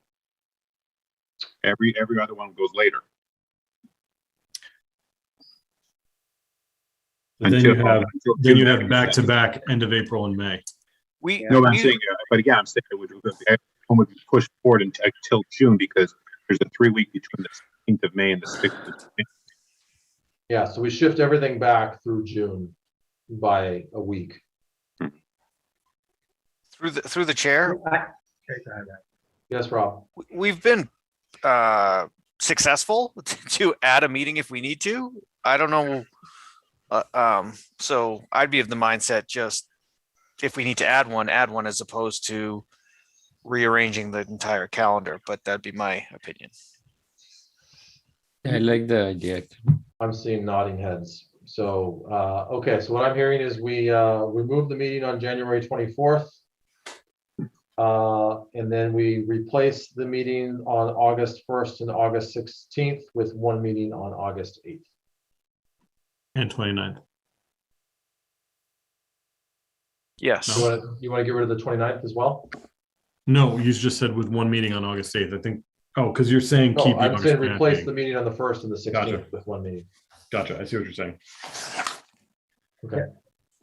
Sounds like we got agreement. Do we need to vote on that? Oh, Fran has a question. Just one thing, I tend to agree with Rob. We probably can add one. I would just have members to be cognizant or try to keep the 31st open, right? Especially as we start getting any things that open meeting or town meeting is gonna require us, and typically that's we do in the first part of February.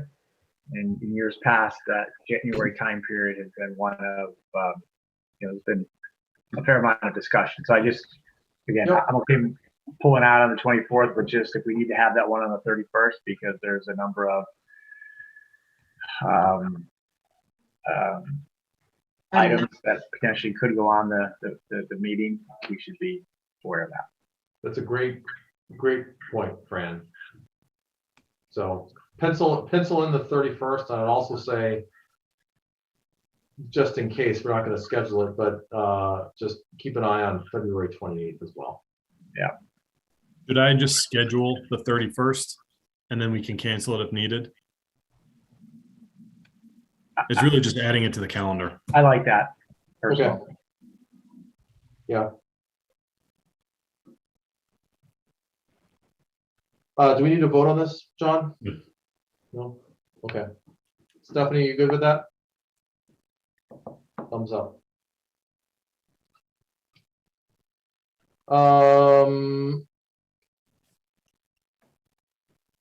Okay, minutes.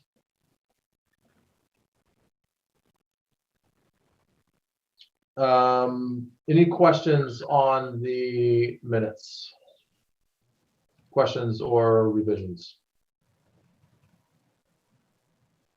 No, they look good. Thank you, Stephanie. All right, then I will entertain a motion to accept the minutes for September 27th, 2021 and October 4th, 2021. Not October 4th. Oh, sorry. Just September 27th. Rob Benson, so moved. Edelman, second. All right, so no further discussion, we'll vote. Rob? Rob Benson, yes. Fran? Randy Young, yes. Jane? Jane Moran, yes. Dave? Dave Paul, yes. Sundar? Sundar Sivaram, yes. Shahadul? Edelman, yes. Ron? On paper, abstain. And Gary Trindle is a yes. All right, so the last thing, and I know we're getting a little bit late, but I do want to make sure that we continue to move along our work streams and our subgroups. So remind me, John, are we gonna, we adjourn this meeting and then break into our subgroups, correct? Correct. Okay. And one quick thing for Ron, I'm assuming we're just gonna drop him into the open space and recreation plan subgroup, since that's the one that is missing a member. Make sense, Ron? You okay with that? To the chair. Yes. Gary, I know Mary is missing today, so she is a pivotal member of the Affordable Housing Subcommittee. Either me and Shahidul, who I believe is a third member, could meet up, or we could have it when Mary is around. So many of our sessions have happened offline. So I just want to open that possibility.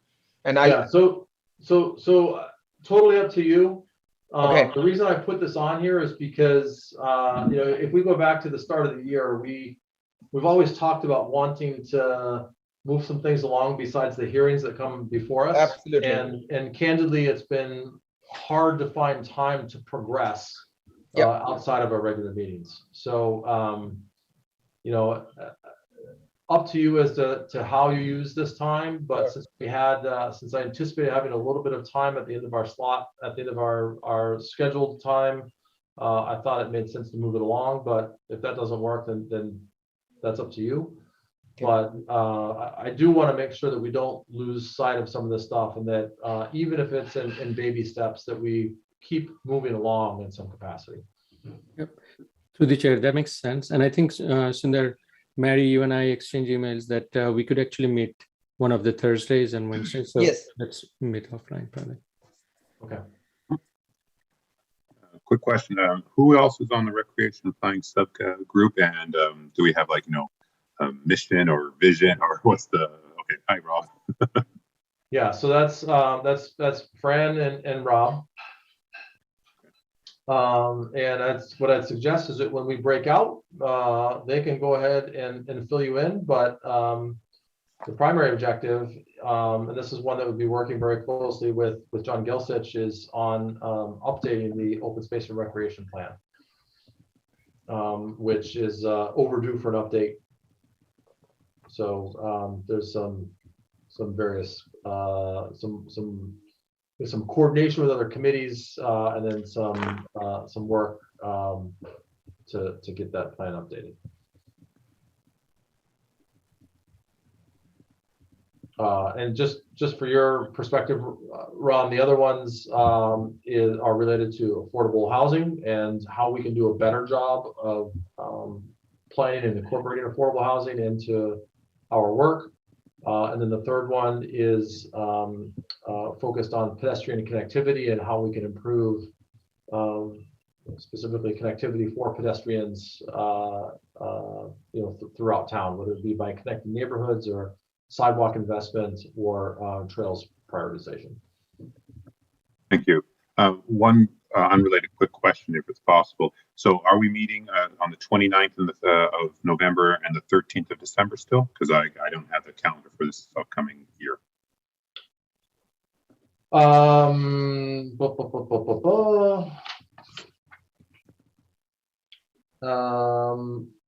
Our next meeting is on December 6th. Okay. So the two remaining meetings that we have for this year are December 6th and December 20th. Thank you. Brian, you good with that? Yep, totally good, Mr. Chair. All right. I was trying to read your expression. I'm like, uh-oh. No, spot on. We had, so. Okay. Oh, I had one other question, and this relates to planning board meeting dates. We had agreed that in November we would discuss whether or not we wanted to return to in-person meetings or to hybrid meetings. The current the current act extending certain COVID measures adopted during the state of emergency extends through April 1st, 2022.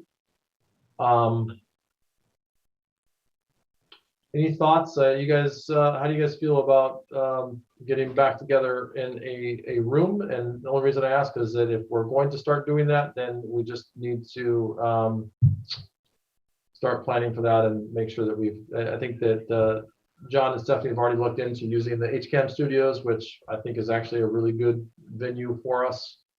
But before I share my thoughts, what do you guys think? Do we want to start meeting in person in January, or do we want to push that out a little bit further?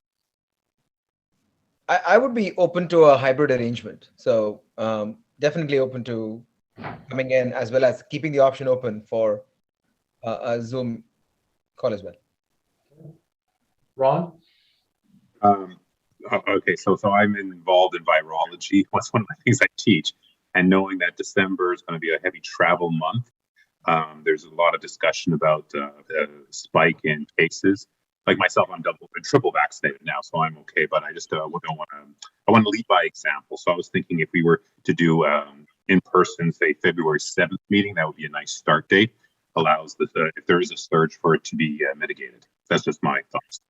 Yeah, I think that makes sense to me, and I think there is some risk over the holidays. I would say, personally, for me, I'd rather default to all remote or as much in person as possible. I know that candidly trying to facilitate a meeting with a combination of, call it 4 or 5 people in a room and another 4 or 5 on monitors, adds a lot of complexity to it. So by all means, I think the good news is that when there are exceptions and people cannot be in person, we can accommodate that. But I have a strong preference for us to as much as possible, either when we go back to being in person, that we do our best to be there in person and not have something split 50-50. So I kind of like the idea of February 7th as a target in-person meeting. That is still subject to change, and if we see a spike or something that makes us concerned, then we can pull back. But maybe that's a good tentative date to plan towards. Is that agreeable for folks? Whoever asked the question, a biologist. Yeah, that too. I think I like that. One question: when is the spring holidays or spring break? February break? Yeah, the week February of April 18th. Oh, sorry. April is April 18th. February would be the week of February 21st. Okay. Yeah. Then I'm good too. Thank you. Okay. All right. Then on that note, I will entertain a motion to adjourn. So moved. Shahidulmanan, second. All right. Dave, any comments? Yes. Are we breaking out or no? Yeah. Okay. Yep. All right. Rob, how do you vote? Rob Benson, yes. Fran? Randy Young, yes. Jane? Jane Marin, yes. Dave? Dave Paul, yes. Sundar? Sundar Sivaraman, yes. Shahadul? Shahidulmanan, yes. Ron? Ron, pray for yes. And Gary Trendle is a yes. Thanks, everyone. Have a wonderful and safe Thanksgiving. And we'll go ahead and go to our subgroups now, and then we can go ahead and end those calls when we're done with our discussion.